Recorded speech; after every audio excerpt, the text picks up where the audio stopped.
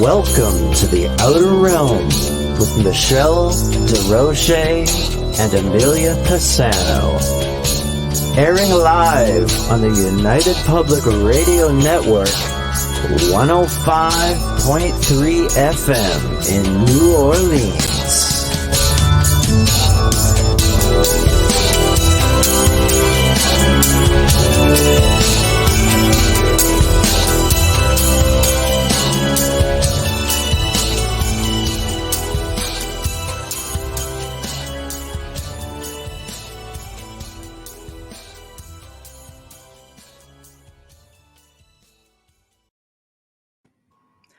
Good evening, everyone. Welcome to the Wednesday night segment of The Outer Realm. We are broadcasting live here on the United Public Radio Network 105.3 FM from New Orleans.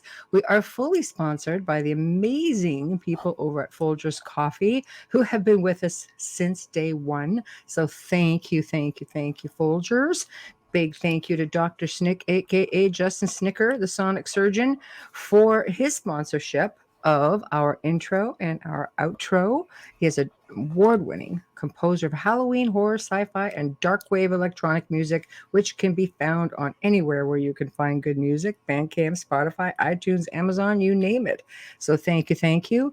Tonight, we welcome back Ryan Musgrave-Evans, who will continue his discussion on crypto-terrestrials, ET, prophecies, just odd connections, his new book. It all sounds pretty exciting.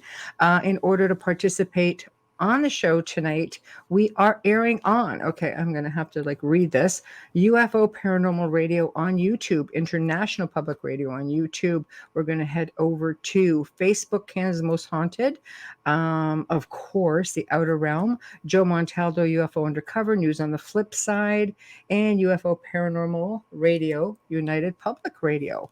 While you are over there, please not just subscribe, but get a membership at UFO Paranormal Radio, because there's a whole lot of content that's being added pretty much on a regular basis, with a whole lot more coming. The hosts have all these great ideas that they're going to be doing just for members. So you're not going to see it if you don't get a membership. I know the Gray Zone Uncensored that Joe and I do every week. I'm sorry, it's only for members. It always has been. It's why you cannot find it. So with that being said, I see the chat room is filling up. First one that takes it, Doreen. Hello.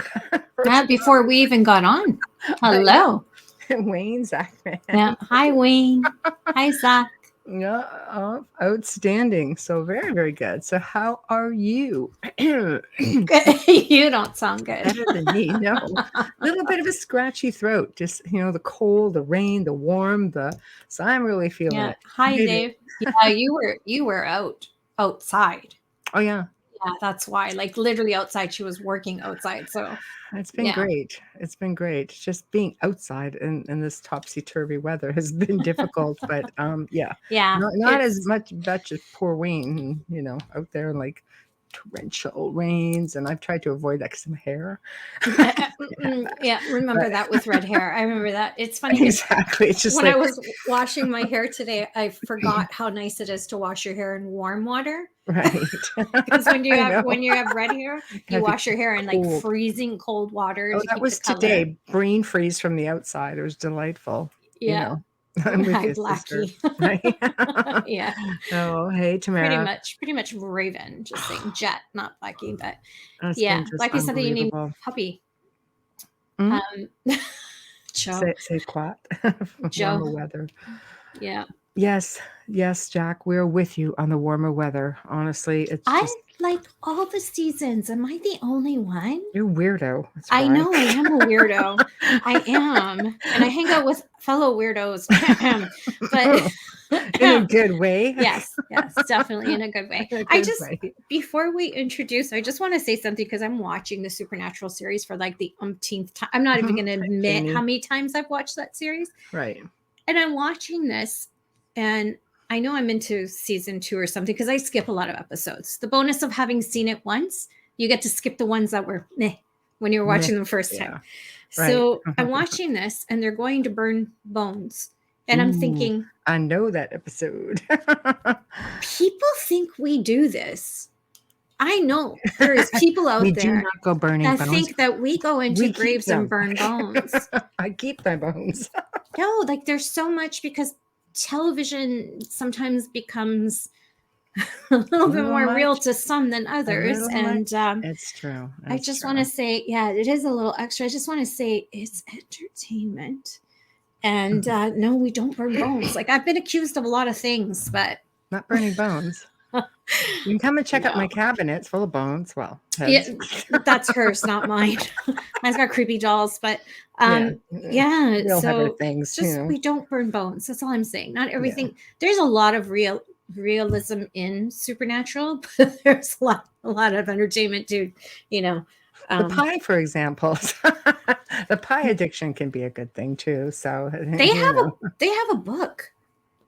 How to make their pies. I'm like, there isn't a book someone will not make. Pies and burgers of the supernatural. They actually have a book. I love it.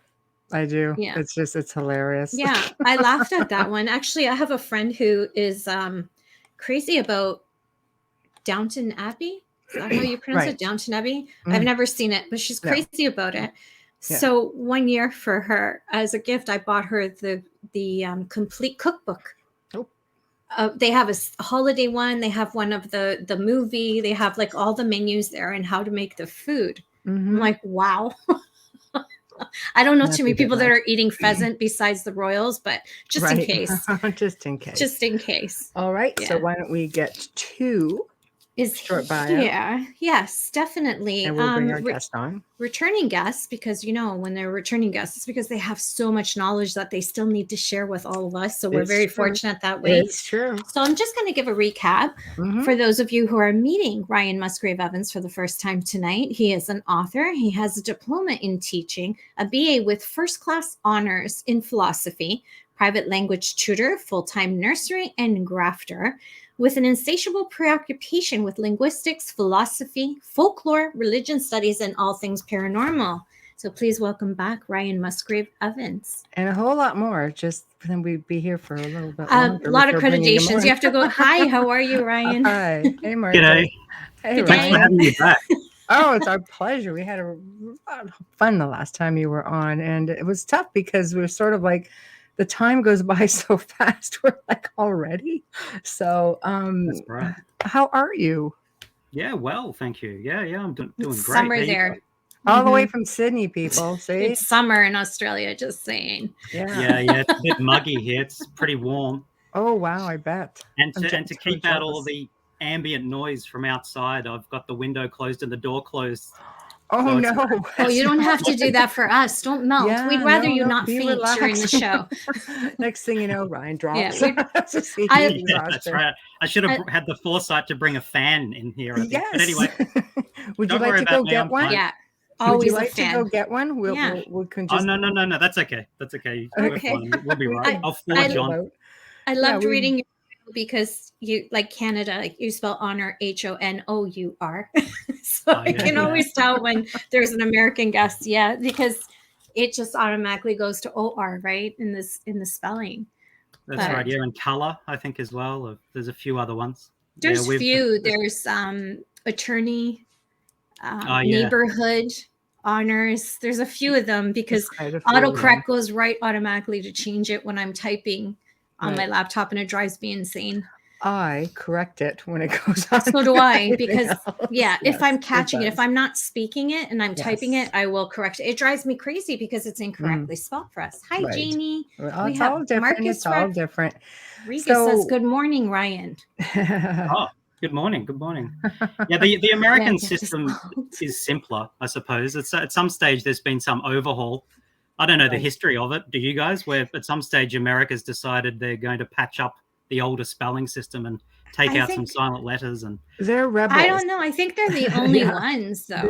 Just like the metric system, they're the only ones. They're not. Yeah, they're still an imperial. They're the only country in the world that's still an imperial, because I know when you're exporting to them, it becomes an issue because you have to change all the kilograms to pounds on products, and it becomes a huge issue. Our American friends go to the beat of their own drum. So, which is A-okay. So, yeah, Zach wrote, in the USA, we threw out the U with the T. With the T in the Boston Harbor. There we go. Is that what happened? Because Zach was a teacher. Is that what happened? Do you know how it happened, Zach? Yeah. Right. Yeah. But you're also still in pounds, which is really bizarre. Right. I'm in the middle because we switched from imperial to metric while I was in elementary school. So, and that's another thing. They say primary school. They don't say elementary school. Mm. Oh, yeah, we say primary. Yeah. Yeah. In Australia, primary. We're same. Okay, cool, yeah. We're all part of the Commonwealth. We're the same. We say as well, we say, like for years I was what we would have called a relief teacher. Yes. In America, it's substitute. We say substitute as well. Substitute, okay, right. Yes. So fun times. So what have you been up to? What have you been up to since the last time we spoke? I know you're in the middle of a lot of different research, which we will ask you to recap a little bit on the crypto terrestrial thing. But before that, well, I've been writing another book. So the first book that was published by Flying Disc Press, Children of Orion, that I was talking about last time. Philip Mantle. I'm indebted to the guy. He's said he's taking on my second book as well, which is he's awesome. Like half finished. Early next year he'll publish that. Very the title is tentative at best at the moment, so I won't divulge the title because it's probably going to change 5 times before. Okay, we won't hold you to it. But lots of research into that kind of thing, and particularly in that book, I'm planning on talking a fair bit about the language of the what are called the Mudgeonor, or the tall whites, the Orions, the beings that I've known since I was a kid, and going into a lot of detail about that, which is something I hardly touched on at all in the first book. So that's going to take up a chunk of the second book. I am so curious about the language because I've had my own personal experiences with ET, and you hear all kinds of different things and you're not really sure what it is, because usually they're telepathic. Oh, that's true as well. Yeah, for sure. Yeah. So how do you know?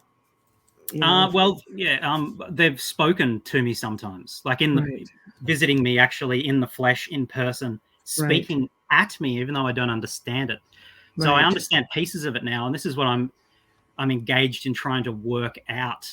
So at least even some of the basics of the structure of it, of the grammar and things like that. But they're incredible mimics, and of course they can speak. Many of them are just multilingual, polyglots. Some of them aren't necessarily. Some of them, but they're all going to be able to speak English for the most part, and other major world languages, the ones that are here currently. Subterranean dwelling, crypto-terrestrials, I call them, taking the name from Mactones, who decided, who formulated that theory, the crypto-terrestrial hypothesis about the beings behind the UFO phenomenon, the abduction phenomenon, being indigenous to this Earth rather than extraterrestrials. And so this is true. I agree with him. So I use his term to describe these particular beings that I've known. But the language, sounds to the ear, to the Western ear anyway, very much like Japanese or Korean. I've heard that, or Inuit. Really? Inuit, maybe, with sort of monosyllabic, very broken up words are monosyllables, and no word seems to end with a consonant. Always ends with a vowel. Like, when... So they're Italian? Like Italian does that a bit too, with the O's and the A's if it's masculine. Mind you, the further north you get, we end on a consonant.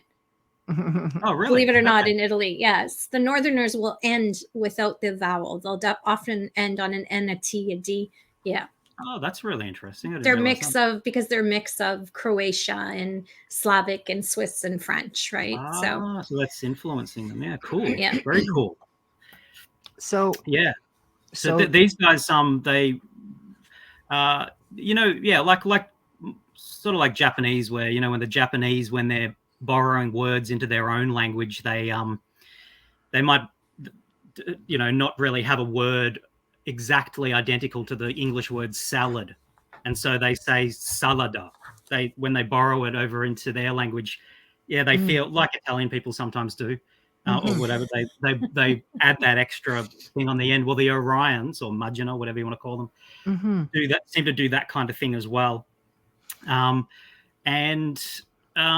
for the most part, they speak to you and into your head in a telepathic kind of way, your native language. Or if you have several native languages, maybe a mixture of the two, where there's sort of code switching with you depending on what language they think's more appropriate for the experience or whatever. So sometimes they talk to me in English in my head, sometimes Gaelic, Scots Gaelic. I've started learning about 20 years ago, and I'm fluent, and I speak it to my kids and my wife. Nice. They speak to me. It's hard to learn. It's very hard. Yes. Yeah. So tell me, it is. In sounds, like just backing up a minute to syllables and things like that, some people will say, and this is what I've heard, it's almost like, you know how dolphins will do this clacking or clicking sounds, like yes, for sure. That's part of their what I've called camo cant, or like camouflage speech, where they seem to have different codes, where they have a language that they speak rarely when they're around people. People don't often hear this, but the Japanese sounding language I was talking about before. They're more likely, if you hear them speaking to each other, to be speaking like a mixture of clicks and whistles and growls and barks. And there seems to be some kind of continuum where they... Sorry? Growls is interesting. That is very interesting, because that is always and almost often related to demonic. That's right. Yeah. Well, I think they've given rise to a lot of people's like beliefs in demonic as well as angelic things going on in the world. I never would have pictured a tall white or a gray growling. They just seem... I would expect it more from a reptilian, for example, and maybe that's being stereotypical, and maybe you can clarify or clear up, If in Charles Hall, that wrote the Millennial Hospitality series of books, his memoirs, he was stationed in the United States Air Force in the 60s at Nellis Air Force Base, and he was a weather observer at Indian Springs. He'd drive out into the desert where there was a little weather shack on the ranges there, and he had a theodolite with him, and he'd release balloons into the sky, and he'd track the distance, the speed, and the direction of wind, and call it back in. Basically, that was his task. But while he was out there, he was posted there for 2 years. When he'd go out into the desert there, now this is in the Area 51, of course, is in part of the Greater Nellis Air Force Base, so it's there in Nevada. So he was, not overly far away from what would be called Area 51. But in the Indian Spring Mountains there, he said that there was a tall, fair race of beings with fine white hair, eyes 2 to 3 times the size of our own that wrap further around the sides of their heads, much less prominent nose, ears, but not as prominent as ours, pointed faces, incredibly thin. Most of the members of their race are emaciated, really ectomorphic in build, so they're just painfully thin. When we look at them, we think they look like they're sickly, but that's them. And he describes them as growling and barking, and also whinnying like a horse sometimes. I'm going to listen to that more. Yeah, this was the language as he described it, and he said they'd sometimes use sounds that were higher and lower than human ear could detect. But for the most part, to him, that sounded like coyotes out in the brush, mixed with sometimes horses and meadowlarks, the chirping and twittering of meadowlarks, which he thought was meadowlarks. I'm like dumbfounded here. I've never heard any of this. I've heard that. I have. He coined the term tall white. Before Charles Hall's books, people didn't call any ET or non-human race tall whites. The term Nordics was in use for tall, fair ET beings, and had been for a long time. And it seemed to be like a slang from the intelligence community for the tall, fair beings that then sort of spread out into the UFO community as well as a sort of a term for them, because superficially they kind of look like Scandinavian people maybe. But the tall whites are quite unusual looking. Really, they don't look like, Scandinavian supermodels or something like that. You wouldn't, for them to pass as us in public, they'd have to be wearing a lot of clothes to bulk themselves out. They'd have to be not overly old, because the older they get, the taller they get. They take about 100 years to reach 6 foot. But once they get to like 300 years old, 4, 5, they shoot up. They can live as long as 700 or 800 years, by which time they can be 9 to 10 foot tall. What? So if they want to pass as us in public, they have to be doing it earlier on in their lives. Right. And they'd have to be wearing dirty big glasses, sunglasses, wigs, because their hair is fine and sort of strange looking. They'd have to have something on their hands because they have 4 long, very, very long fingers, a tiny vestigial thumb further up their hand, and their hands are very long, elongated, and a line down their palm that folds over so that their 4 fingers can be prehensile and oppose each other, as we would have opposable thumbs. But this is so the weirdest things about them are their huge eyes and their hands. So they're often careful to cover and these kinds of things. But if they're wearing wigs and they can have their telepath tech, what I call telepath tech, what Charles Hall called electronics, where they're not any naturally more psychic or telepathic than we are. They rely on nuts and bolts technologies that they wear in helmets, and they require a huge amount of training to be able to have the skill to use it, to speak into other people's minds, to read other people's thoughts, to influence people, to send abstract thoughts, influence people to do acts, to wipe people's memories, and these kinds of things. They start from very young and train to be able to use these kinds of technologies. But if they're wearing one of these things, they can wear a wig over it. And Charles Hall describes seeing what he thought were tall whites in casinos in Las Vegas. All places. They would be able to hide very easily there. I'm just saying, there in Manhattan would be, or in Toronto, downtown Toronto. Sorry, my kin, but well, with all the weird and wonderful members of the human race there already. Yes. Wow. Cool. So in communication, because this is, I've heard some of the things you're talking about.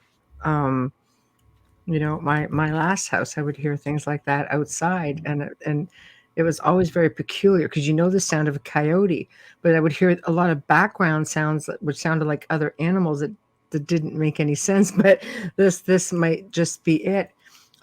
Clicking, clacking. Do they ever sound like almost robotic? Did you ever see the movie Contact, where you have these 2 beings that look like big octopus, and they're in a ship, and they're communicating? Abbott Costello, do you remember them? The way they spoke was almost robotic in a way when they were speaking, and they would speak very quickly. I don't know. There is a sound that they make, and you only hear it when they're particularly close. And I found it very interesting when I was watching. I don't know if you guys or your listeners watch Twin Paranormal, the YouTube channel. It's got this group of young guys in Nevada that are ghost hunters, basically. But they're really lovely guys. They introduce themselves to the spirits and tell the spirits what kind of devices they're going to be using, and they're very engaging and humble kinds of guys, and they get a lot of results because of that approach. I agree. But they went out into the desert at one stage to some ruins, and were hearing coyotes barking, what they thought were coyotes. I'm pretty sure they weren't.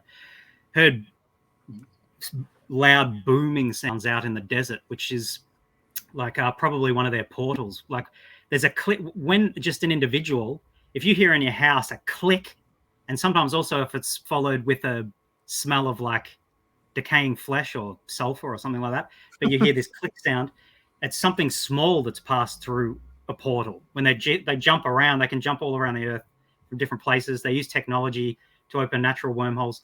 When a larger object's passing through, it can make a boom sound. Or a big popping. Yeah, big popping. I think it depends on how large the thing is. Yeah. So this group of guys, one of their episodes, were out in the desert. They were hearing these boom, boom sounds, and they were using these voice boxes. And the voice box says, it said portal. It actually said that. And then they were having very coherent conversations using these kinds of electronic voice phenomena. They work very well. Yeah, and it seems that the Mudgeon or the tall whites as well can use their technologies and have them somehow interface with our own in a very good way. But they heard. Sorry, I'm going. That took me. No. This is. I want you to lead it. We'll follow. We'll follow along. A hissing and clicking sound, which is the sound of which is one of their camouflage codes, languages they use. So they seem to have different linguistic systems that are complete and total languages within themselves, where they can just speak in whistles, they can just speak in barks. They have their original natural language that sounds more like, say, Japanese to my ears anyway. But they also have a hissing and clicking one for when they're trying to be very quiet. And you only hear that when they're very, very close to you physically. And these young guys heard the sound and then flashed a light up and saw a dark shape on the top of one of the buildings, flashed the light up when it was gone. And the way, so that particular sound sort of reminds me a bit of possums in Australia. I'm not quite sure what opossums sound like in North America, but possums in Australia can get this real sort of rasping sound and clicking. Yeah. Yes. Like that. Yeah. Know that I've got them behind me. I live in the country, so they're everywhere. Yeah.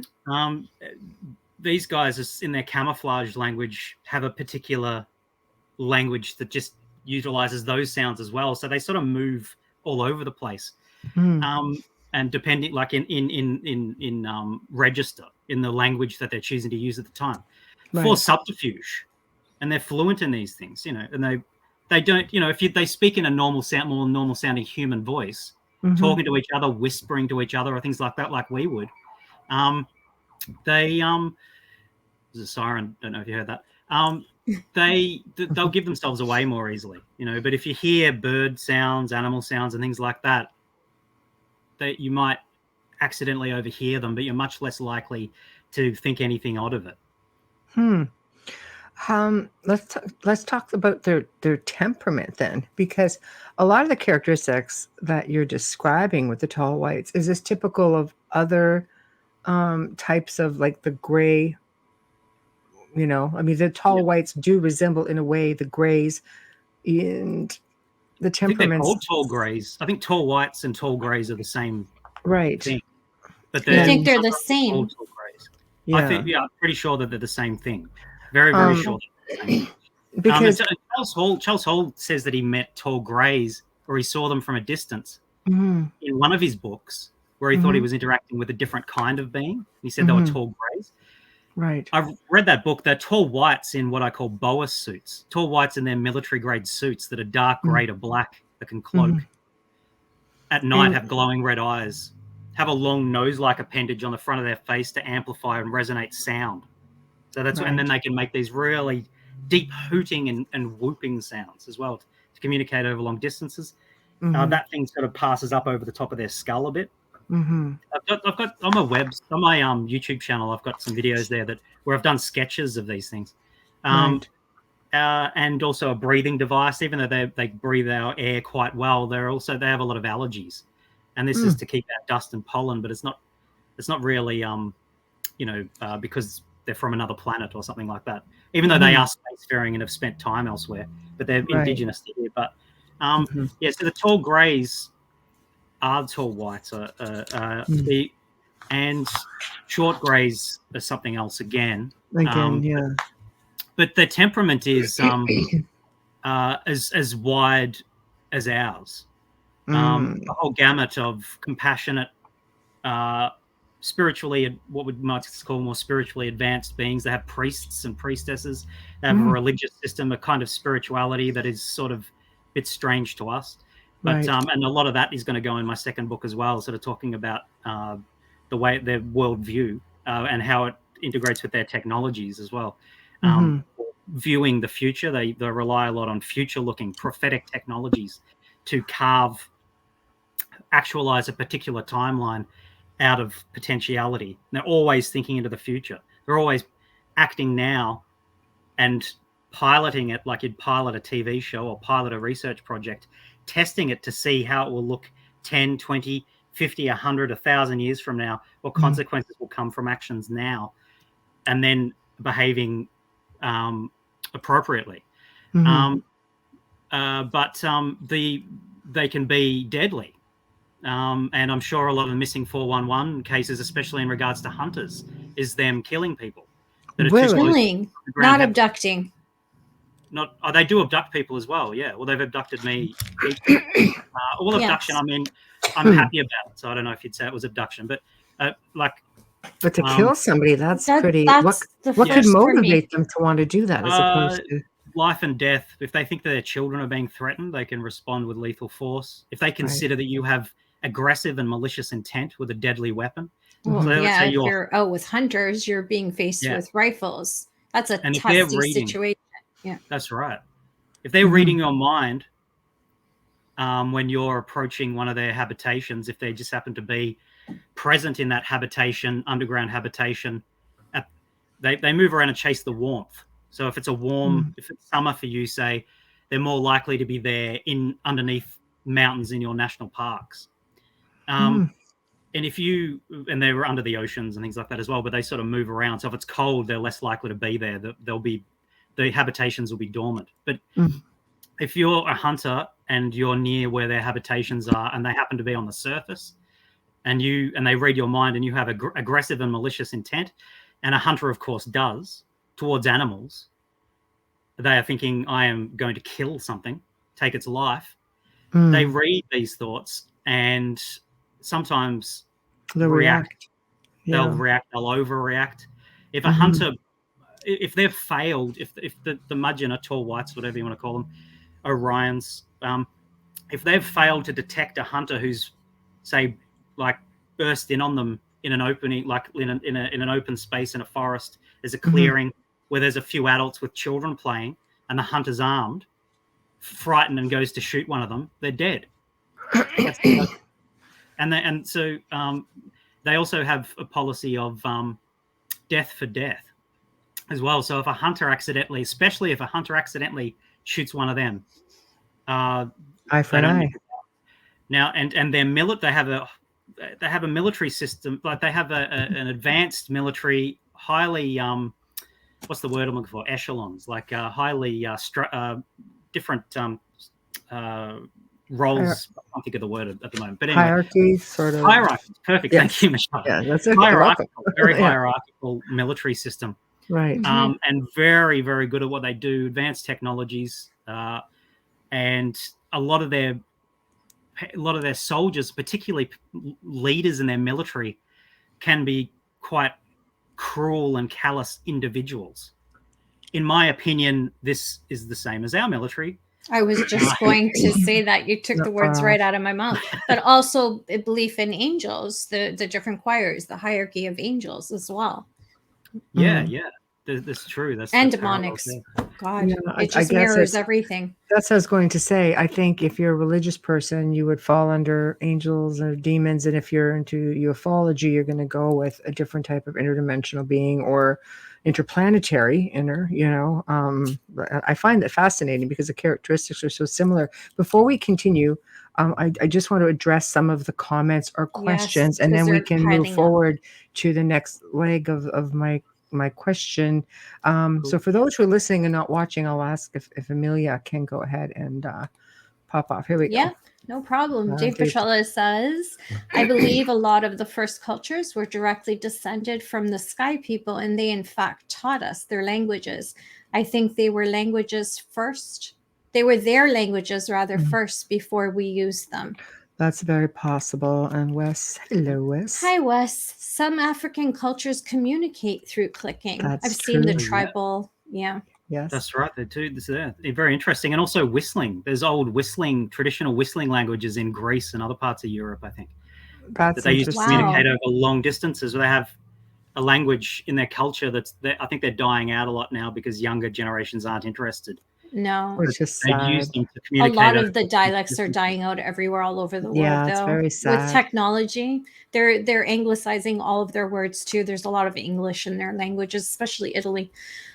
Tamara Engel, hi Tamara, says, do they have an accent when they speak your language? If they mimic, that's if they're actually mimicking, very that's sad. a really good observation. When they speak English to me, they usually have an Australian accent, but sometimes American. Or what I'd say was more like standard American. That's Not Canadian? Yeah. What's the difference? There's a big, so you don't notice the difference, but the Americans think we have an accent, and I don't understand where it comes from because we sound like the people on TV. I know, it's funny. Yeah. No, I think I can usually pick a Canadian voice as opposed to other Really? like US dialect. How would you describe that, or dare I ask? I wouldn't like to offend you. No. Okay, great. maybe speaking a little bit further forward, like you're pronouncing, like you're moving the vowels further towards your teeth. Yes, whereas we sort of more standard enunciate American everything. accent speak further in the back. Yes. Maybe. Right. I'm not sure. We enunciate everything. And I always say the English, the British never enunciate anything. They have this lazy tongue. And I love their accent. Don't get me wrong. I'm just saying that's how it comes about, right? Yeah. Okay, Amelia, do you want to get this one? Yes, sorry. This is in reference, I think, to the gentleman that you were talking about in the book.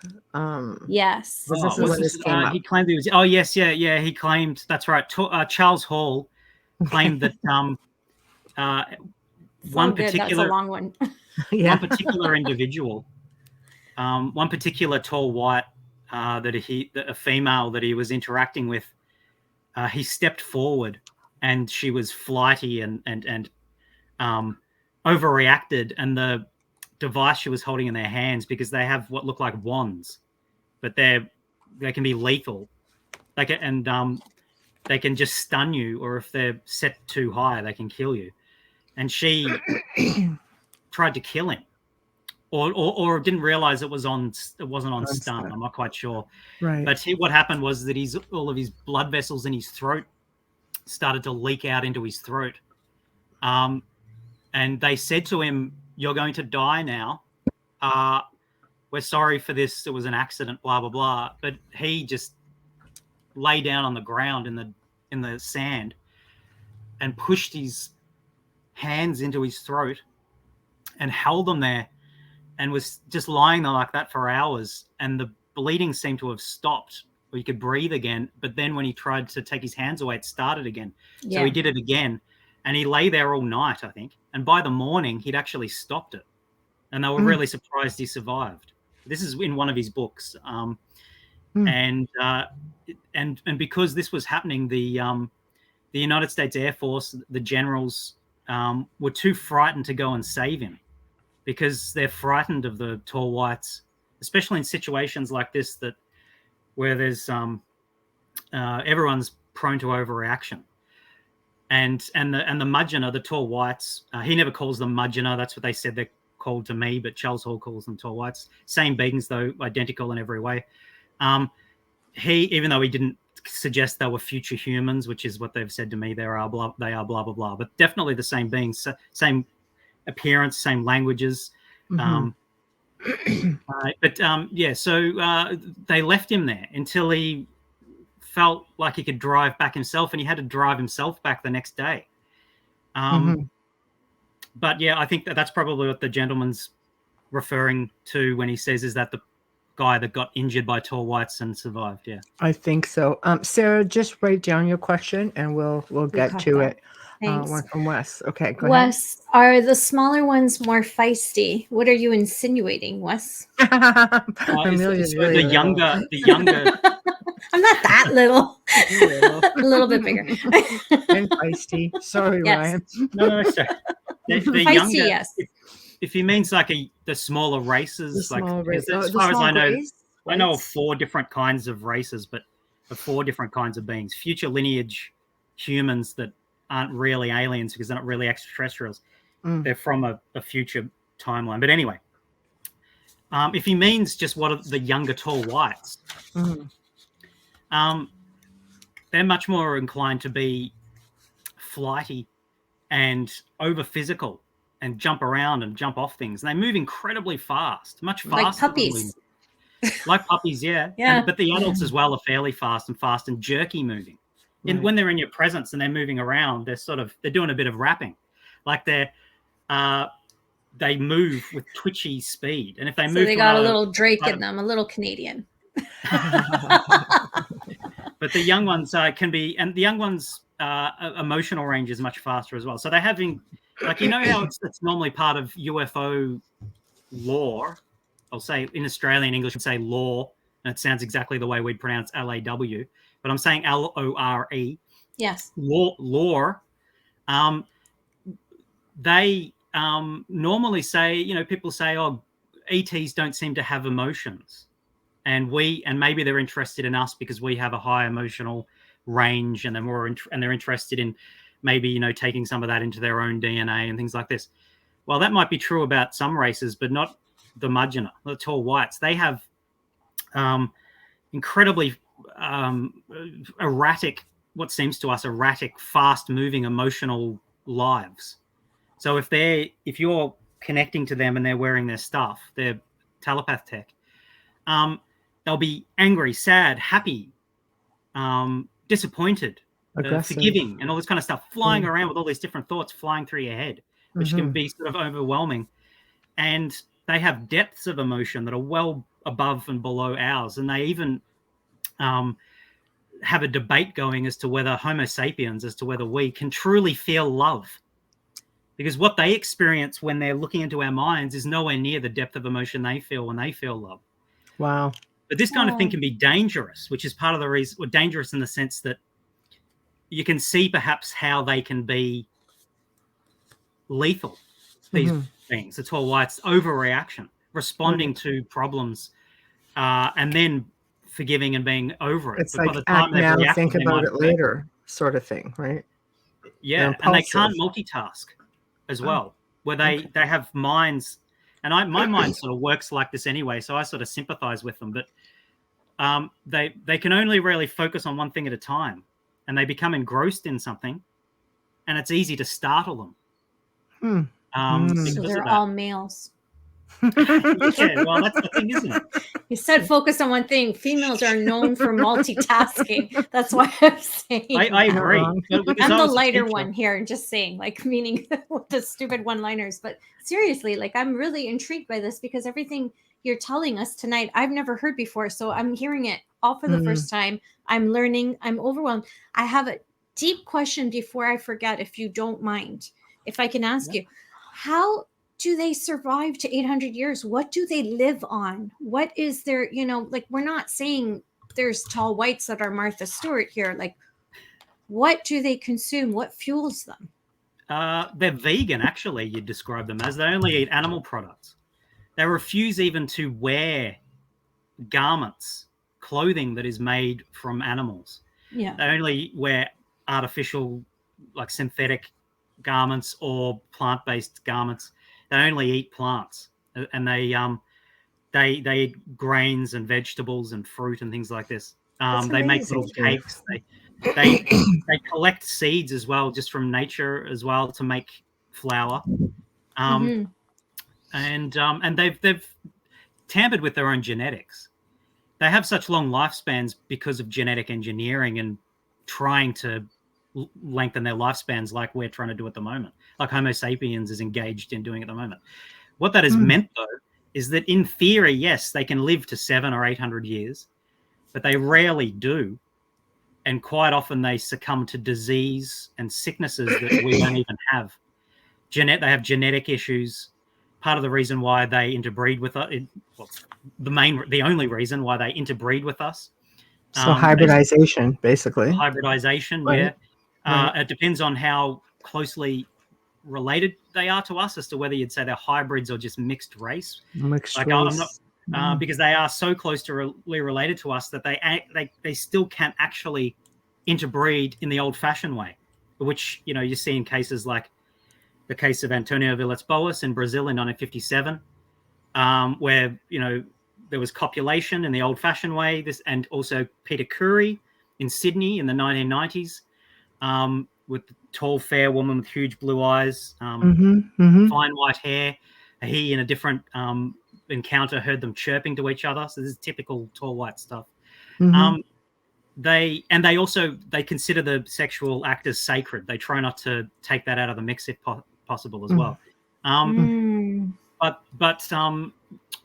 So they can live for long periods, but they take some of our DNA, older source DNA, the DNA of their ancestors, because we are archaic hominins to them. Yeah. From roughly 50 to 60,000 years in our future. We're their Neanderthals. It will never occur. Pardon? Yeah. We're their Neanderthals. Like we're... Yeah. Yeah. And very healthy from their perspective anyway. So, and because we haven't begun tampering with our own genetics. So they try to... It's coming. I was just going to say it'd be interesting to see if they ate corn, because we all have a theory about corn, right? So... my curiosity is that there are a lot of eyewitness reports, like you're saying, they're pretty much terrestrial beings, like they're here on planet Earth. But there's a lot of sightings that happen where these tall whites, unless there's a different branch of them, are on crafts. Oh yeah, they're interstellar. They have they're spacefaring. Okay. They spent tens of thousands of years living on an Earth-like planet orbiting Al-Nalam, the middle star of Orion's belt. And they returned to their ancient home, the Earth, in an older form. Right. Because they couldn't fix their genetic issues. Right. So, which have developed mostly because of genetic engineering. So, people may think they're very clever tampering with genetics, but to elongate lives and things like that. But they found that there's lots of symptoms and side effects that open up that are unforeseen. And some of them are like prone to certain diseases, allergies, their immune systems breaking down, their organs not windows of growth they didn't foresee happening. So they grow, a few hundred years will go by and they'll start growing again. And then they'll grow at an incredible speed and then stop. And then they'll be like that again for a couple of hundred years, and they'll grow again. Right. These growth spurts mean that their organs can't keep up. Yes. And they they can become thin. Their organs become stretched thin and can start leaching out into themselves. They get very sick. They end up dying from that. But that's normally at advanced age if they've been lucky enough to survive that long in the first place. Totally reliant on technologies. If they didn't have their technologies to support them, they wouldn't last a week on the Earth. Do they look like us on the inside? I think so.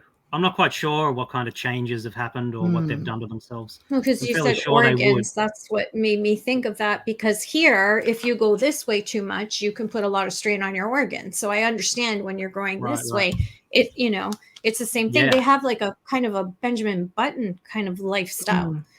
That is so surreal. Okay. You that's right. Well, they'll put strain on your heart, of course, doesn't it? If your heart is not growing to support that mass, a frame that is now 10 foot tall, that is huge. So, thin or not.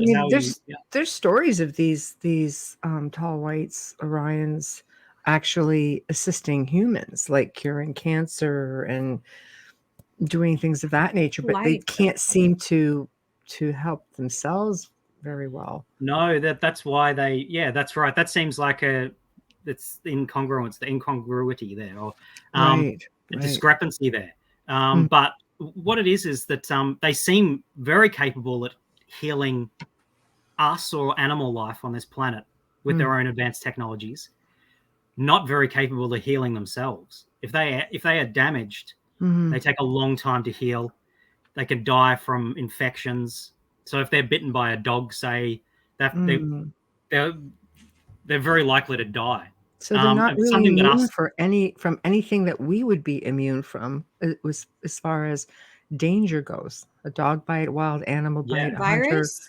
Hunter, they're very. Well, I'm not quite sure which of our viruses can and can't affect them. I know that they're immune to HIV and some other sexually transmitted diseases. It's kind of like the Rh negative blood type, which are allegedly also immune to HIV. Okay, that's interesting. Right? The hair sample from the woman. Yeah, that's been around for over 20 years. That theory, yeah. The hair sample from the female that Peter Curie met, she left a head hair, white hair. It was immune to HIV and a couple of other viruses. Had a lot of Gaelic and Basque DNA, Homo sapiens Gaelic and Basque DNA, probably gleaned from Irish and Scottish and Basque populations in older times, because these guys are the fairies, right? In the sense that they're the elves, what would you call the Nahuishlan, the gentry, the tall, fair elves of Irish Gaelic lore, right? That were chirping, subterranean dwelling, whistling beings that could become invisible and act as poltergeist and influence your mind and put on glamours or enchantments to make themselves appear like things that they're not, which is exactly what the tall whites do. The description of the Gaelic Uishlan or Sheechan, elves or fairies, is pretty much identical to the description given by Charles Hall for the tall whites in his books. Yeah, anyway. Okay, we'll get on to a question. Bubbly? Hi, Sherry Berry. Hey, Sherry. Why would a tall white attach to or be a guardian to a gifted human for an entire lifetime? Asking for a friend. Well, I mean, I don't know if you're talking about me. I don't know if I'm very gifted. That's a very nice you thing do to say if you're actually referring to me. But if you just mean people in general, yeah. I'm not quite definitely sure. You. Yeah. I'm not very sure. I'm not sure exactly what their motivations are for that kind of thing. I think they have different reasons for attaching themselves to people that may not seem obvious at the time, because as I was saying before, they use prophetic technologies. They're always future looking. And someone they may choose now that seems like an odd choice. Why would they be interested in Johnny down the road? You know, he doesn't seem to have anything that special about him, but they seem to be very interested in Johnny. What's going on? Maybe something future that they know is coming. They know. Yeah, they're aware of the it. repercussions of this involvement at that stage of that person's life may reflect on something about the way he raises his children, or who knows. And cause, infinite fluctuations in the world soup of potentiality, to like when people talk about the butterfly effect and things like that with yes, systems theory.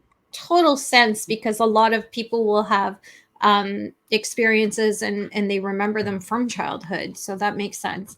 I just don't understand why they're here for us. Mike Walker, hi, Mike. Hey, Mike. That's why I think they are us in the future that came back to retrieve and use what is in our classic DNA to help bring them back to par. Yeah, that's exactly a theory that is shared by many. Yeah. That's I agree. That's their primary motivation for this. Yeah. Yeah, here's a different twist to this too. Amidas, am I pronouncing that correctly? You may have answered this, but why would they bother with us in a backward species? That's what I just we think alike. Yeah, they're interested in our genetics. We're just so hot right now that we're so hot. Right. Wow. Are we living in the same planet? We're the going fad right now. Yeah. This is their ancient planet, and this is where earlier forms of them. Okay. And they are and now they are here permanently. Okay, that makes sense. Yeah, and this is where they belong, and now they're sort of influencing and trying to make sure the planet's healthy for their sake as well, and influencing our geopolitical climate and future-wise too for themselves, right? Yeah. Okay, go ahead. That I laughed at first, but this is a really good question. Since they have pale skin, they're delicate. These guys. Do they have to apply sunblock while outside? Being in a Nevada desert during the summertime would be brutal, and I concur, because it's like 125, 130 degrees. So yeah. I suppose they must have something like that protecting them. Otherwise, you'd think so. Yeah. Yeah, they seem to be they're subterranean dwelling. That's true too. So you really might not see them come. And they usually come out at night. Much more likely to see them at night than during the day, above like on the surface. So, is that how it was for you? Do you always see them at night? Not always. I have seen, when I was a kid, I saw them a couple of times during the day, and running in one of our state parks nearby, I've seen one in a suit, in one of their boa suits during the day. But yeah, nighttime mostly. Yeah. So do you think that they're affected, or they would be affected by like our LED lights now and things of that nature, all the electricity and the power and the 5G, things like that? Would that mess them up with their own, I say, radars, tuning into people? I don't think so. Otherwise, by now they would have put a stop to it, I think. Because basically, they run the show, or they stay out of our affairs for the most part, but sometimes they feel the need to steer the course of our history. They've been here for thousands of years. And when we misbehave, like for instance, at the moment, our technological advancement is getting well beyond, I think, our cultural maturity. Let's just say, where, you can see things that are happening in our world, political things, wars, etc., so on. People are basically behaving like kids in the primary school sandpit. It's really not elevated beyond that. Yeah. With all of these deadly sophisticated toys, now the tall whites here permanently in subterranean habitations can't have us messing up the biodiversity and the ecosystems of this planet permanently. In the sense that if we go too far, they'll have to take out. Well, there's a couple of options. They will either intervene and take our technologies away for us and throw us back to being pre-industrial, or even earlier. Wow. Which will mean the collapse in our population levels, because we won't be able to. Like, if you go back too far, of course, you don't have the advanced technologies. You can't grow the food to support populations. Right. So it'll be sort of like a soft Armageddon. But they still require some populations of us, because we're like free-range, archaic humans to them. They still require natural breeding Homo sapiens to be on this planet in certain numbers. But if we're damaging the planet too much, there's no point to us, really, not in large numbers. But if, the other option is for us to mature culturally enough so that we can adopt their technologies, overseen by them, though. They'd still be stewards of some kind. They could gift us their technologies, versions of them that maybe we couldn't tamper and open up, because as Homo sapiens, we always want to weaponize things, So they couldn't have us, but their technologies, if you were to weaponize them, you'd be able to destroy the planet a million times over. All of them. Yeah, I have a question for you. You're talking about the tall whites, and you had said that they are in control. What about the other species? A lot of people believe that they are in control of this planet, and that is it possible that they're all doing it, or are they like multi-governments because they're different races? This is what I think I mentioned this last time I was with you guys. This is where I get myself into trouble. With lots Sorry. No, this is all right. With lots of other people that are in ufology and experiences. I don't have many friends, by the way, but this is the way it is. We're your friends. We're friends, yeah. We're your friends. I'm learning. I'm not familiar. This is all everybody who comes on here. I'm learning. I'm not in that ufology field or crowd. So for me, this is an amazing experience. Very new to this. Yes. And I thank you. No worries. Cheers. I wasn't fishing for a compliment there. I know. But Don't worry, I'm psychic. I knew that. So what were we talking about? Sorry, going off track here. I do that to people. Yeah.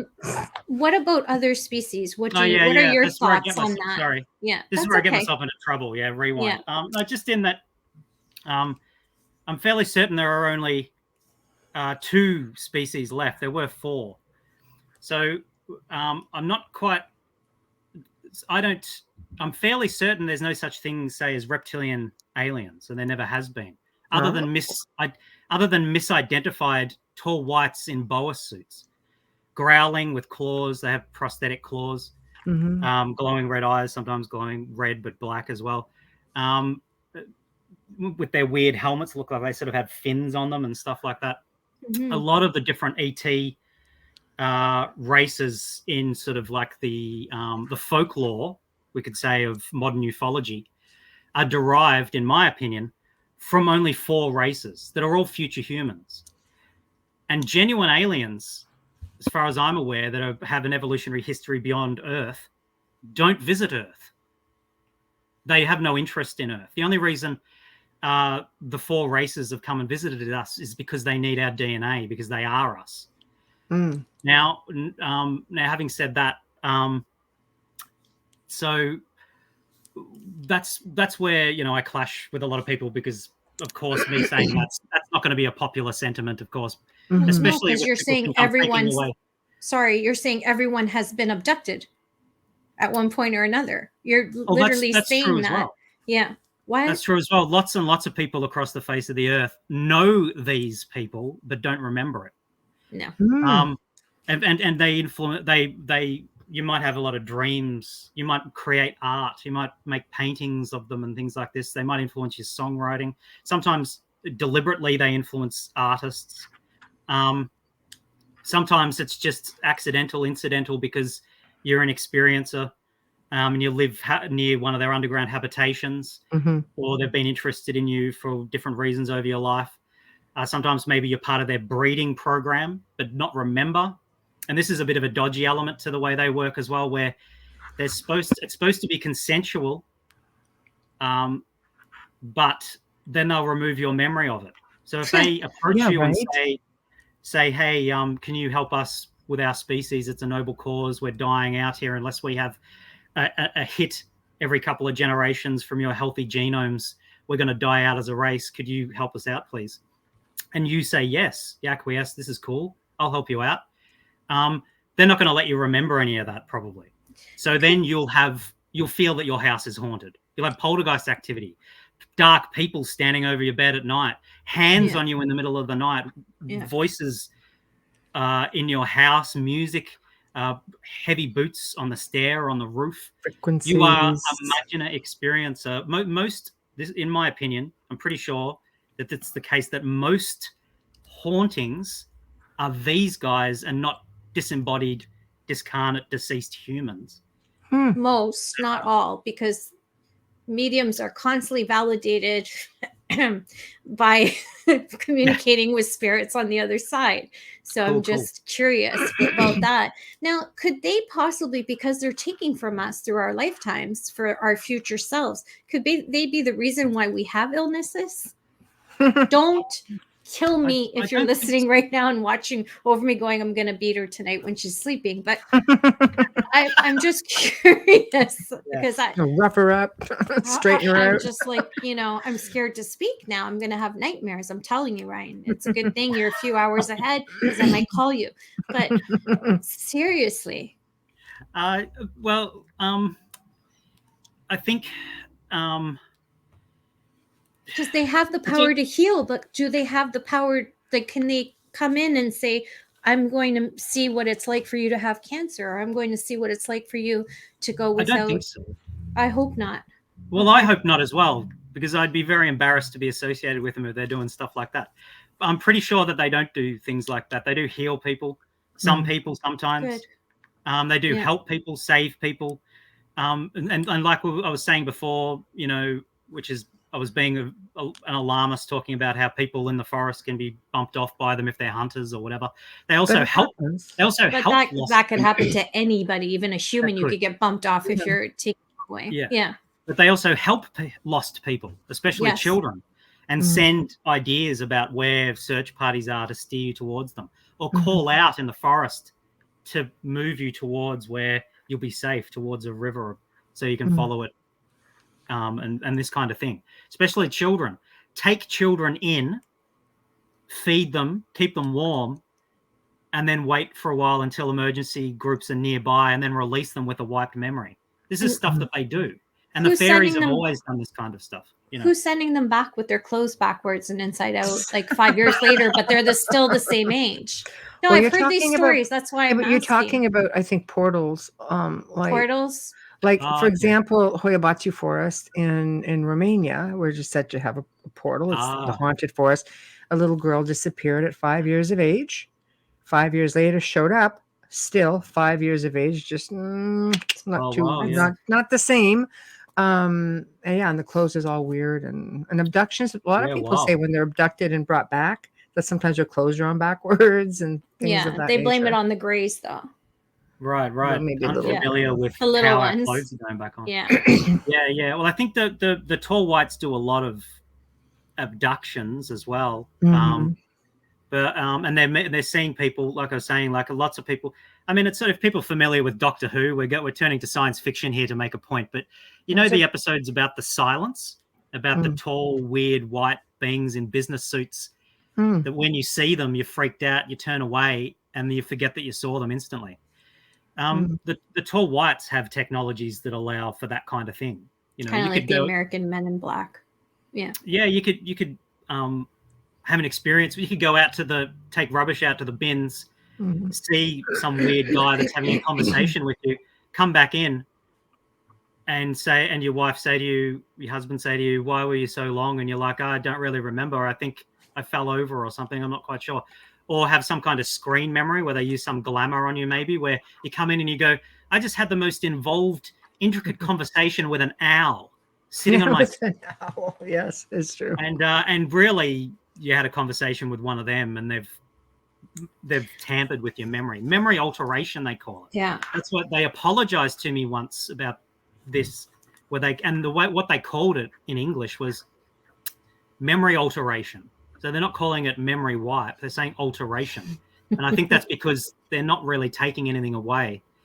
It's almost like they're going into your memory files and like changing the labels so you can't find. But that messes you up. Like, I would think people with Alzheimer's and dementia, like after a while, you can only do that so many times before you start messing things up. So I wonder, is Alzheimer's and dementia? I mean, they can't get a grasp on it and how to cope with it. Is that just a side effect of being probed for years? I don't know. Yeah, so right.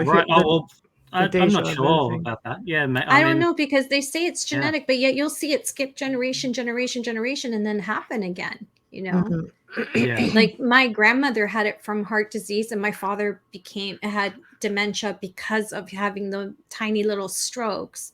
Okay. And I often wonder about that. When you're saying it to me, that's going through my head.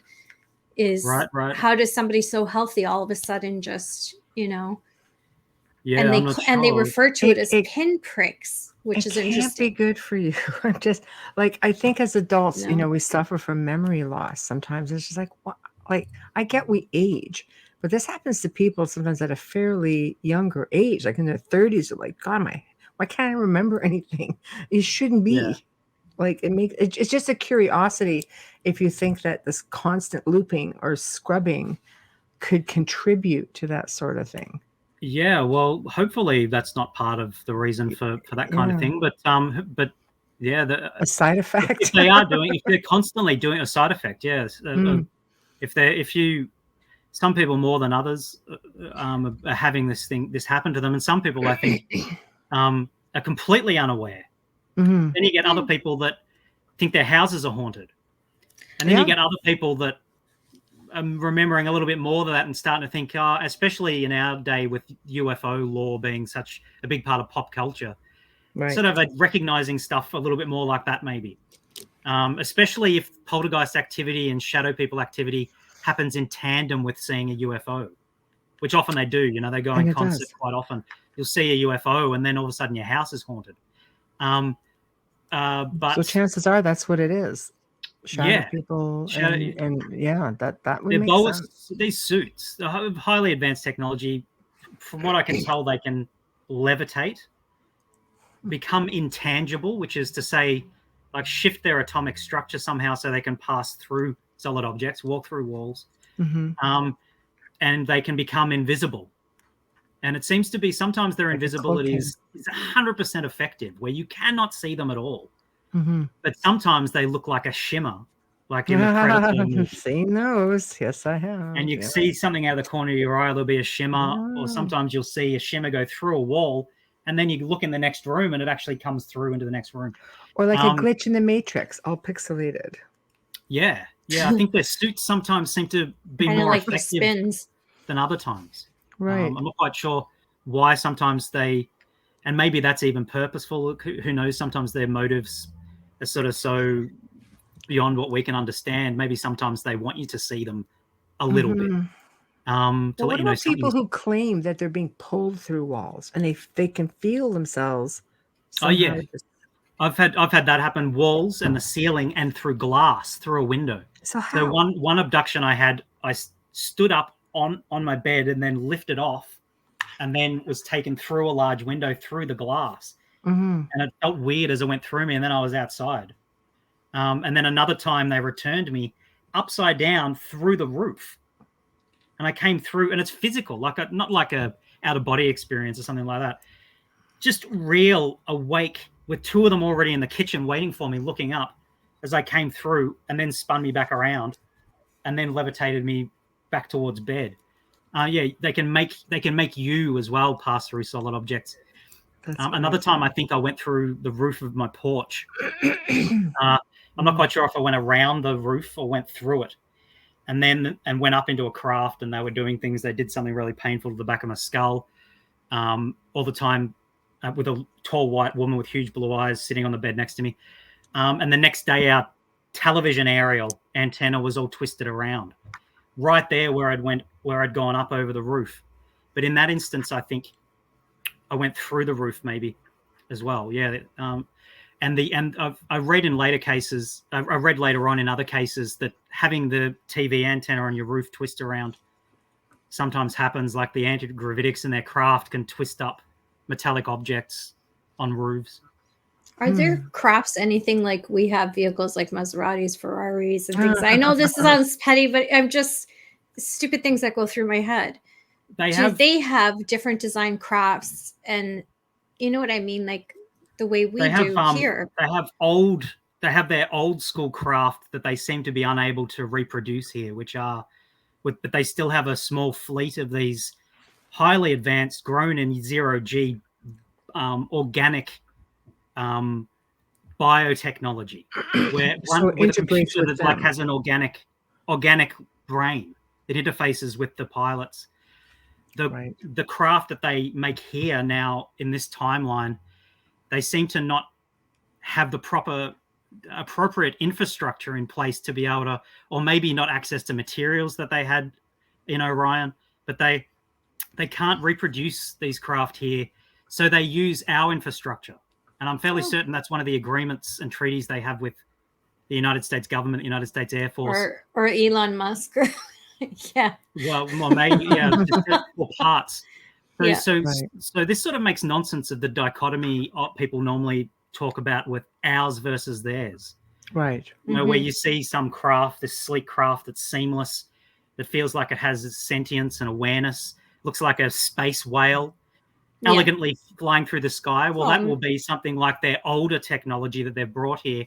Yeah. But then when you see craft that have rivets and seams that look like they've been made in segments out of our materials, they can be their craft too. In fact, most of their craft are like that. So most of their craft. So there's a kind of craft they have that Charles Hall talked about. Also at Skinwalker Ranch, they talked about them. They're often called RVs, flying recreational vehicles. They look like flying white buses. See? So I'm not far off. I think the Tic Tac craft, the Tic Tac phenomenon, I think is probably these craft as well being seen. The Tic Tac, I call it a capsule. There's been at least three occasions I've been on board this kind of craft. And one of the situations was taken to like a meeting with other people, other Homo sapiens people, where I was having an argument with another guy at the table, and then it was time to go home, and we all got on board a craft and left. And then another time I went on board with another couple of Homo sapiens people, and there were two elderly tall whites, very tall ones, sitting in the back, and a younger girl giving a speech to us, telling us about stuff, and I can't remember, unfortunately, the content of it. But the those craft that I've been in have seats that look like they're out of our buses for passengers. Have the seats for the pilots just look like they're out of our fighter planes. You're kidding. And they have, and it's like they've been made from our own segments, fabrications from our own factories and industries. Right. And a lot of their craft are like that. So if but you in vinyl, never leather. Yeah. I haven't seen leather, but not. Or they wouldn't be leather. That's right, because that's right. No, they're vegan. Yeah. But like a fabric, a cottony kind of. So essentially, the government could probably reverse engineer a better craft than they actually can. So maybe they are doing it, and we just they're using their superior science to utilize our technologies to superior effect. Right. So they're using stuff that's available to us, but the ways that they're using it mean that they're super luminal spacefaring craft that are made out of our stuff. That we can't, or maybe we can. Maybe some of our back engineered craft are capable of that kind of stuff. I don't know, but that we don't know about. But certainly, if you see a craft that has segments and seems to have rivets and girders and things like that, the general consensus in the UFO world is, they must be ours. But the thing is most of the tall white craft look like that anyway. Yeah. And you will hear stories like that from people who have been abducted or contactees, that they see owls in their windows. I mean, that's a common thing. For sure, yeah. Yeah. Yeah, screen memory most likely of some kind. It must be. Maybe it's like a fuzzy recollection, and that's why they interpret it that way, or I don't know. But oh my God, so essentially they're not something to be feared like most people would think. Tell us a little bit about the small grays, because those seem to be culprits as well. And it's funny because, in a lot of cases that I've done, you filled in a lot of blanks. It's already stuff. Some of it, I understood the basics of it, but you filled in a lot of blanks, because I think those of us in the paranormal field always end up in ufology, because I've always seen at least 50-50 where people have been aware, at least, that they've had extraterrestrial happenings, I guess, where they think it's been a demonic thing. I mean, I went through an attachment, which now I know I've had ET experiences as a child. So now I'm going, you know what? And I know it stayed with me. And talking to my kids, for example, and even my parents or my mother, my father has Alzheimer's, probably scrubbed too many times. But I know now it could have been extraterrestrial, because we would see crafts and stuff all the time. Right. So, but little grays are the ones that people are reporting seeing. And even with a lot of the families I've worked with throughout the last couple of decades, it's always been the small ones. I haven't heard too many people talk about the tall ones. Okay. Yeah, well, I think gray, I think any of the four races have been called grays at different times. I think one of them is where you can still see the whites of their eyes. Yes. And their eyes are larger than ours, but not massively large. And they usually have brown eyes, but sometimes blue, I think sometimes green.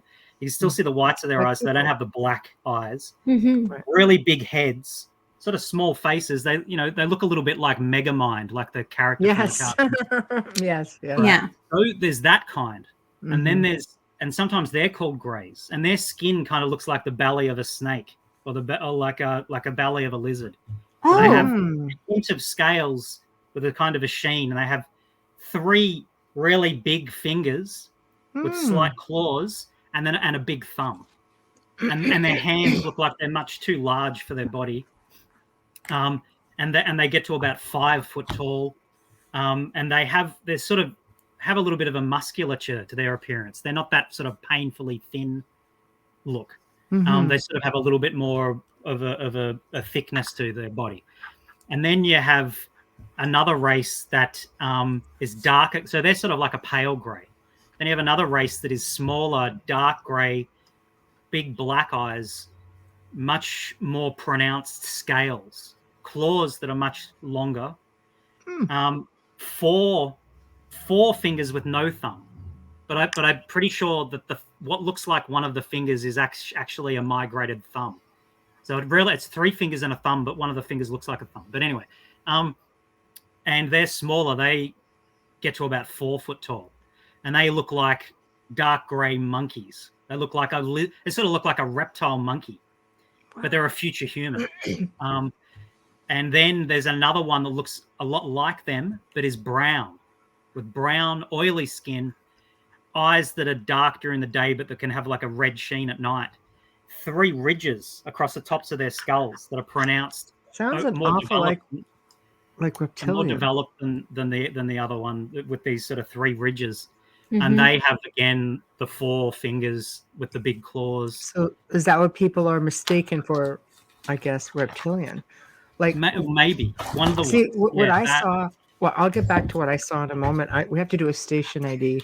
We do. And I'm in so much in the dark, I have to leave this down here. What a night. Good gosh. Gosh, oh my gosh, Charlie Brown, seriously. What a night.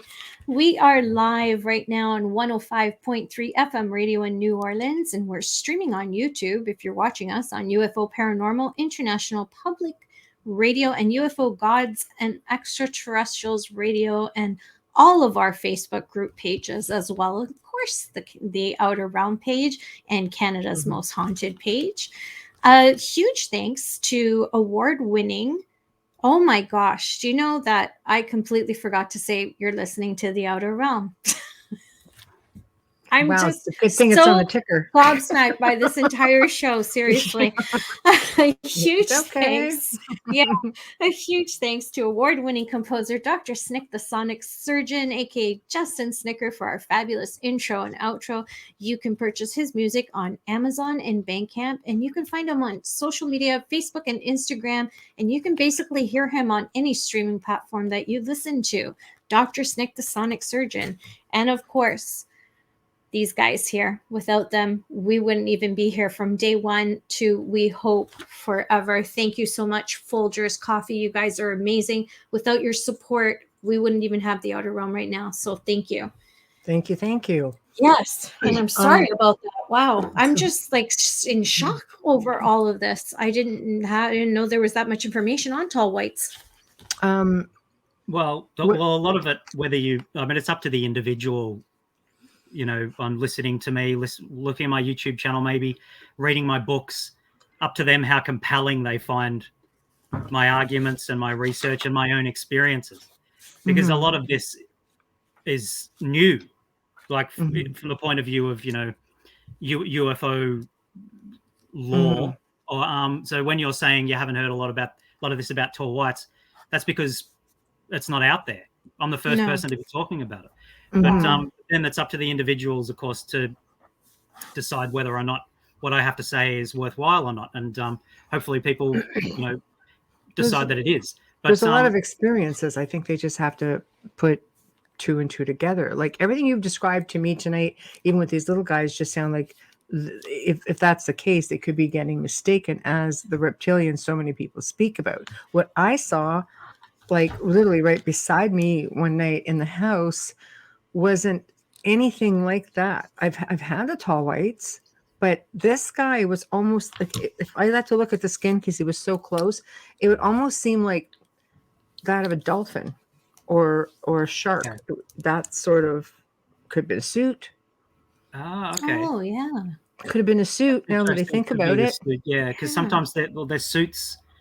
Some people seeing these cloaking suits say it looks like they're wearing like a scuba diving suit, like a wetsuit. Like they're wearing a wetsuit. Yeah, because that's what it looked like to me. Yeah. It had a bit of a shine to it, but if I had to touch it, almost like little pores, almost like because I've been up close to both sharks and to dolphins, and I'm thinking, it was close enough to touch, so it was close enough to see. Oh, wow. Mm-hmm. Yeah, well, so those 3, yeah, for sure. That's right. Reptilians, in my opinion, are some kind of like the idea of reptilians is a misidentification of a few different races in possible situations and presenting themselves in different ways. And tall whites in these what I call boas suits, I named after Antonio Villas Boas from the 1950s, his case where there were these dark suits as well. But sometimes them maybe, or sometimes some of these other ones that have scaly skin and claws. And also, when people say small greys, well, because the tall whites, which are the same thing as tall greys, really, because they take such a long time to grow, they can be 4 foot tall and be 20 years old. 5 foot tall, like 50, 60 years old. And so they're adults, but still be quite short. And sometimes they're being called short greys, but they're tall whites or tall greys. So these 4 races have given rise to like a plethora of different characters and races in ufology or UFO internet folklore. But as far as I'm concerned, stemming from a genuine, true physical nuts and bolts, flesh and bone 4 races. So what do you say when you have people like, for example, Paul Hillier, who was our retired Canadian Minister of Defense, who said there was like 160 different races out there? Do they know something that everybody else doesn't know, or it's just documentation, and nobody's really knows for sure? Well, if that's the case, well, that's lovely. I mean, I like that'd be a lovely thing for there to be all of these, advanced races from different systems zipping around our skies and visiting us and all that kind of stuff. Right. I personally doubt it very much. Right. But if it were the case, that would be terrific. But with Paul Hallier saying there's 100 and something different races, a lot of these people become victims of counterintelligence initiatives of large scales. Paul Hallier very well could be, his contacts very well could be feeding rest him. In peace, by the way. Sorry, I should have said that. Sorry? He passed. Yeah, I just want to say, rest in peace. R.I.p. there. Yeah, so just recently. Last year. I didn't realize that. It's relatively soon. Yeah. Okay. Rest in peace.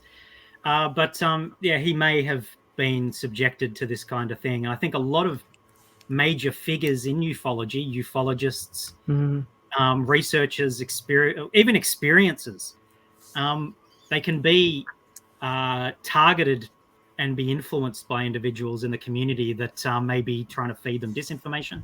Now, having said that, one doesn't need to be as paranoid as that to understand that human beings are storytelling people, that we're prone to searching for complexity that isn't necessarily there. If we don't quite have all the answers, fabricating wonderful narratives and inventing, all of these taxonomies of beings of all different sizes and shapes and descriptions to fill a new myth, a folklore. Right. Now it's based on a reality. It's based on empirical world of genuine, true races that exist, but it's gotten a bit out of control, in my opinion. And but they are there and they're real and they're still here. And anyone can communicate with them. And if you are the kind of person who thinks that your house is haunted, you're a real contender for already being a genuine, perhaps Mudgeonah tall white experiencer and not knowing it. And you can reach out to them and say to them, hey, dudes, are you this? Maybe I know what you are. Try and get some kind of electronic voice phenomena happening with them, or leaving some messages for them, or asking them changes in the environment. They do not want to show themselves, that's for sure, because then all of that, they just won't. And then you're inviting, in a way, a communication. So if you're getting all of this phenomenon, like some people really get terrorized by it, or they're really fearful of it. And if you're initiating this communication, it may not necessarily work in your favor. If they're, let's say, if you have an aggressive bunch with you. Yeah, well, scratches, right? Bruises, pushing, which could be poltergeist, or demons. We want to encourage conversation and engage with demons. Unless these are the demons. Yeah. Yeah. Well, I personally would. I'm of the opinion that they respect bravery, and they respect the Okay. idea that you are in a human to human manner, because they are humans, the kind of, you know, they're, Right. I don't know what you want to call them, Homo Orionis or whatever. Right. Homo sapiens Orionis maybe as a separate subspecies, not a fully separate species, Right. maybe, depending. But they, I don't think they behave very well, or they can have a dry sense of humor as well, and they can be quite mean if they sense that someone is afraid, in the sense that they can make fun of a person if the person seems to be a little bit unsure of themselves, a bit afraid, you know, which is not a nice thing to be doing, but they seem to respect confrontations And authority. and Oh, authority. Yeah. Authoritative. okay. So I would suggest, and you guys obviously are not quite on the same page with this, and maybe you won't want me to be recommending this to your audience, but I would recommend personally initiating contact with the Majina. I think everybody should be doing this. If it's a tall white, yeah, it's a little bit of a different Yeah. situation. So you have to understand, when you're dealing with somebody who's been brought up old school with religion, to them it's a demonic. So you This is have to, true. in a way, you have to work with that mindset. You're thinking, no, you don't want to initiate conversation with this, because, like, unless you can change what goes on up here, it's really difficult to convince them. Yeah. Strike up a conversation, and they're thinking, I don't know. This may not It's be a hard one, but you would know that if it fought back, because you're saying it respects confrontation. It's true. Demonics don't. But in it our makes minds. sense, because Yeah. when you show authority, then you don't have the same issues. Now, unless they feel challenged, then it's a little bit different. They get their back up. But it's not just, when you hold your ground, they seem to back off. So that makes sense also. Yeah. But It depends, I unfortunately, think. too many Sorry. mindsets. Yeah, too many This old is school true. mindsets. Yeah, lots of what I would think were old-fashioned worldviews. How do you change that? That's the thing. We're getting into the I don't new know. age, right? I don't know if you can in the end. I mean, I suppose, if someone has a certain belief system, and I'm not quite sure, and they're, an older person, and this is the nature of reality to them. This is the way they divide up reality, interpret reality. There's either good and evil, and there's nothing in between. And is this an angel? Is this a demon? People can and I'm not accept quite demonic. They can't accept ET for some reason. right. And if you say, look, what about there's a third kind of non-human entity that's not an angel or a demon? How about that? And if that's not in their belief system, you're right. That's I very like difficult. that. I like how you worded that, though. I always say to people after we've worked with them, I'll send them an email. So how do you feel about extraterrestrials? Oh, we've had experiences. Okay, then. But then you get those like, oh, no. It's like, okay, Right. you kind of learn where to tread, or whether or not to tread. Yes, yeah. You have to read different I people. believe in them. I just don't believe that I've had an experience with them. But I don't believe that we're the only people in the universe. I mean, that is just ridiculous. But I don't, unless I'm being scrubbed, apparently. I don't believe it. Yeah, I know. I agree with that as well. I do see the evidence there there's proof. There's a lot of proof. And when you have government speaking up, that's another thing. But I do believe in demons, and I do believe in angels, and I do believe in other beings. But we are taught that ETs are superior to us. Maybe that's why people are afraid to communicate. Right. Where demonics are lower level, right? And they could be, to someone who's Catholic, they, burned right out with holy water. What do you do with an ET? Yeah, which brings me to another question. Exactly what, like Amelia made a good point. We're taught certain things, that ET is superior to us, and we should maybe, like, even Stephen Hawking said, oh no, we shouldn't be sending signals out into space. We shouldn't be connecting. Then there's this fear of, the American false flag sort of thing.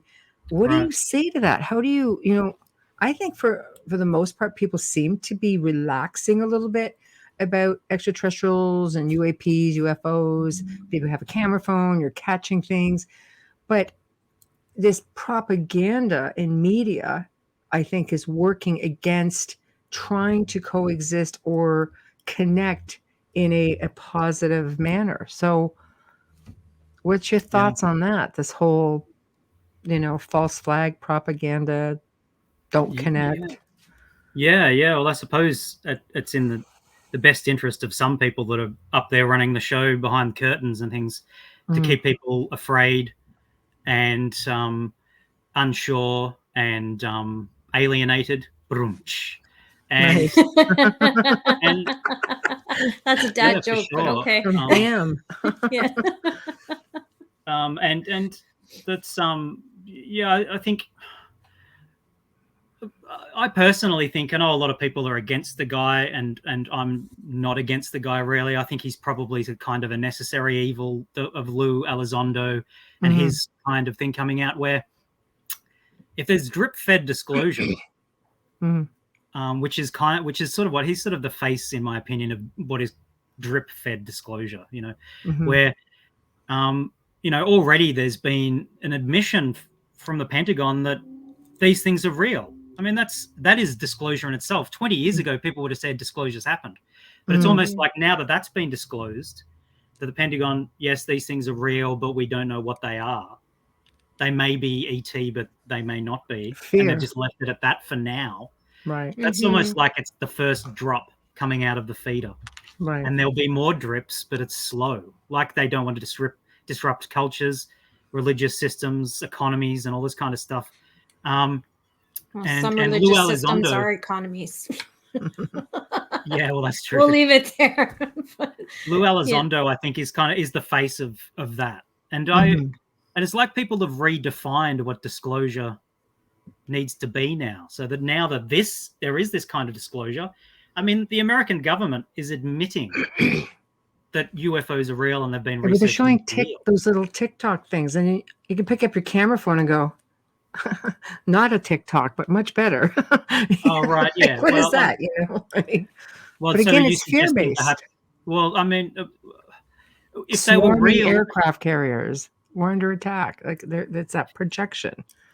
Well, yeah, I suppose, but in the end, like in my opinion, for disclosure, like a lot of people aren't going to believe disclosure unless there's military, unless defense, say, the Defense Department treats it seriously and treats it as a potential threat. No one's going to believe it anyway, and if they don't, people will say, hold on a sec, you're telling us aliens are real, right? And you're not treating it as you'd normally treat a situation with another group of people. Why are they special? Why aren't you presuming there may be a possibility of a threat? If you don't, then a lot of people, I think, will come out, because there's just lots of people with interesting ideas in the world, of course, and say, hold on a sec, the American government is saying they're ETs and they're all benign. What's their agenda? Surely some of them aren't. Have the ETs already taken over our government? Why isn't the defense DOD interested in this? Why aren't they suggesting there's a possible threat and it's being considered as a potential threat and all this kind of stuff? So you got these two things. Okay. I think it's happening exactly the way it has to happen. Otherwise, it will disrupt our world too much. And also, people wouldn't believe it unless there was unless the defense industries and defense and army and military were a little bit agitated by it and behaving, even if it's pretense, they need to pretend that there's a possibility of a threat.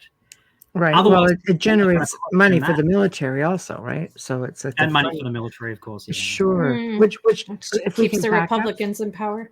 If we can back up 1 quick minute, can these tall whites step in because this is a big conspiracy theory, that they just step into, all these world leaders and, okay, we're going to get the job done the way we see fit. And you see, like, can they step in? Can their essence step into a human physical body? Can they exist in it?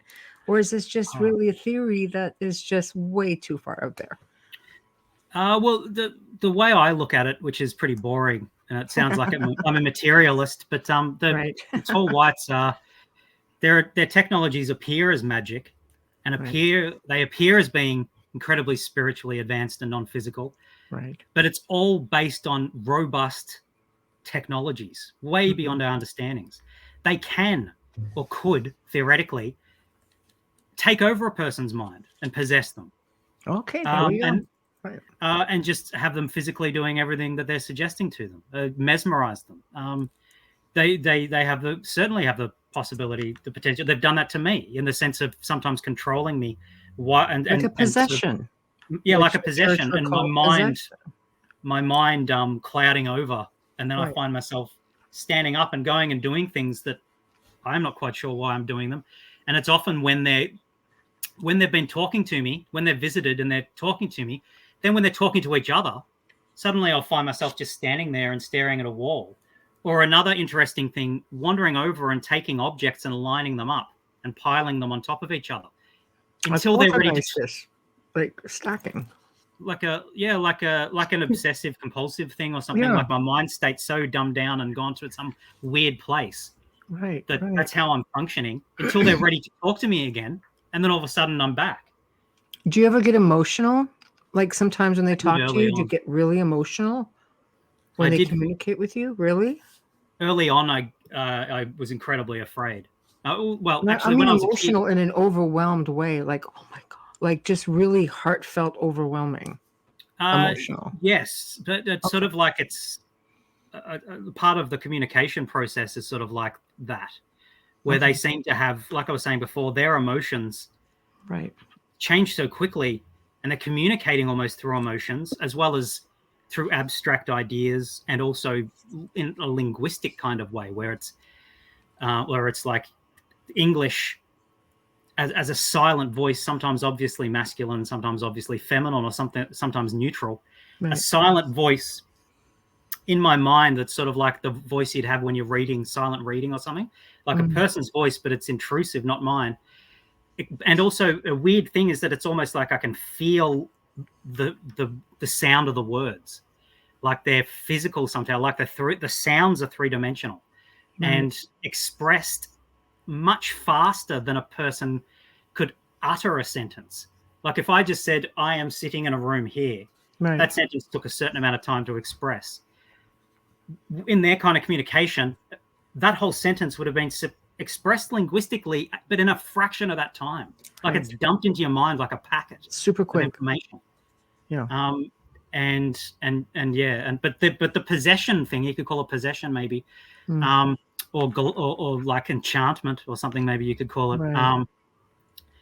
They're capable of doing that kind of thing for sure. And it's just making that connection, again with the mindset, the religious mindset of people, which they will call possession, like it's like a step in, but it's more of a mind thing from what you're saying, not a jumping into the person mind, kind of thing. Well, technology, like exactly.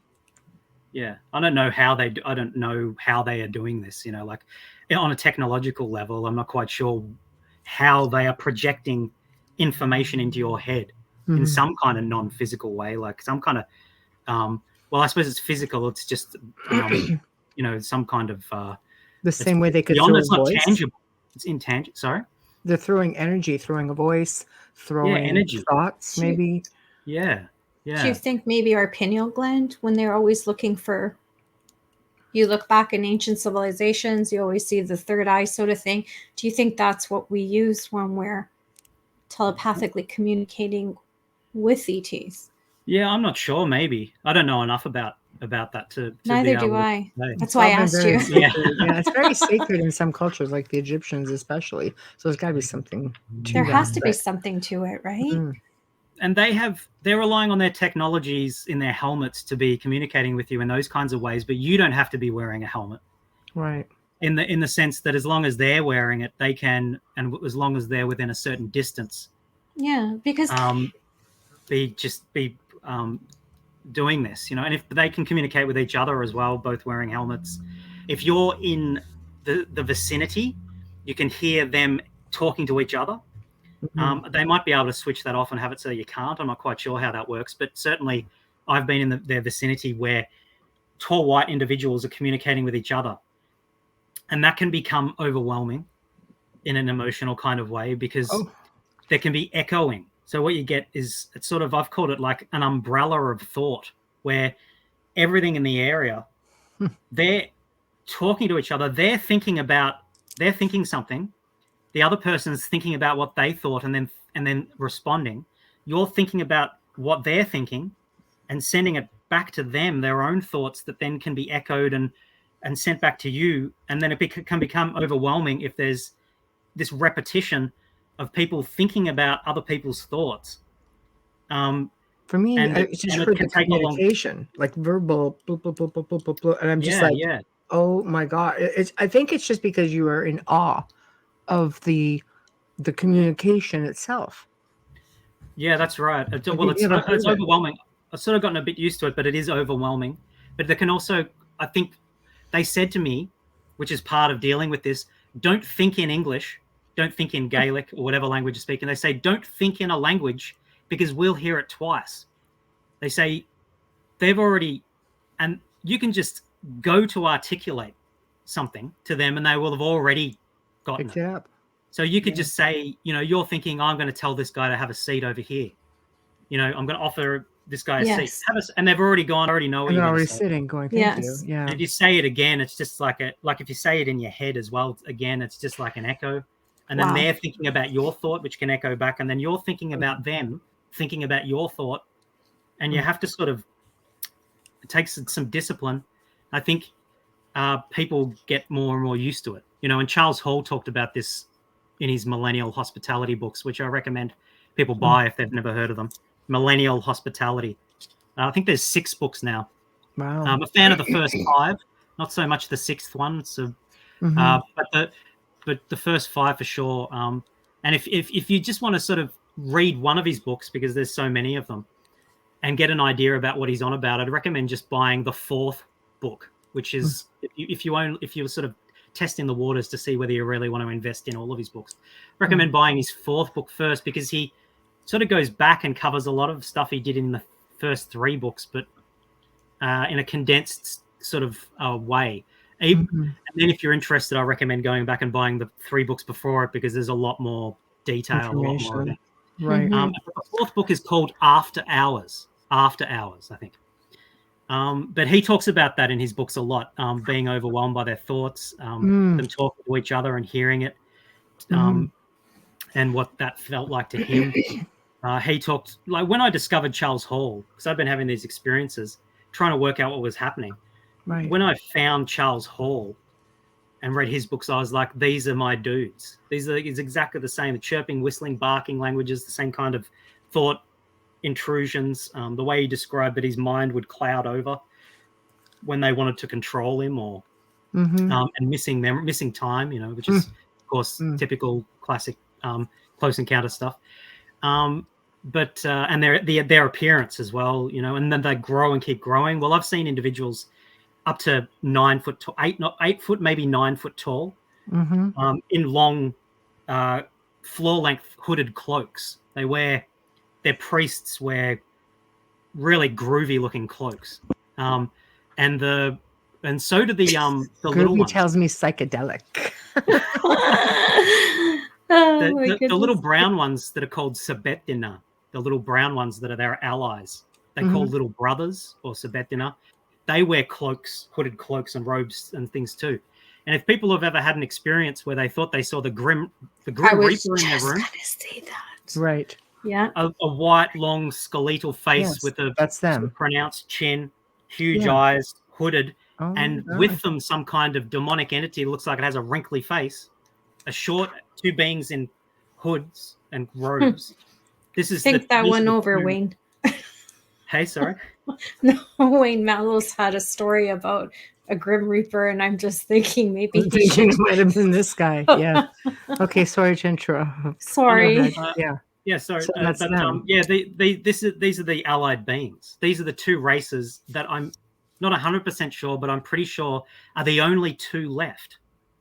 So, wow. And I know a lot of people aren't going to want to hear that, or they'll disagree immediately, or that's all fair enough, whatever. But this is what I've come to understand, there were 4 impinging on our world and influencing us, but 2 of them are no longer here, and 2 of them are still here, and they're close allies. And one's called, they call themselves Madjana. I don't know what that means in their language. And they call the little ones Sabetina. And I think the Sabetina in their own language call themselves Sabichi, but I'm not sure about that. But certainly the tall whites call the little browns, or the brownies, maybe. Right, little brownies. Sabetina. Right.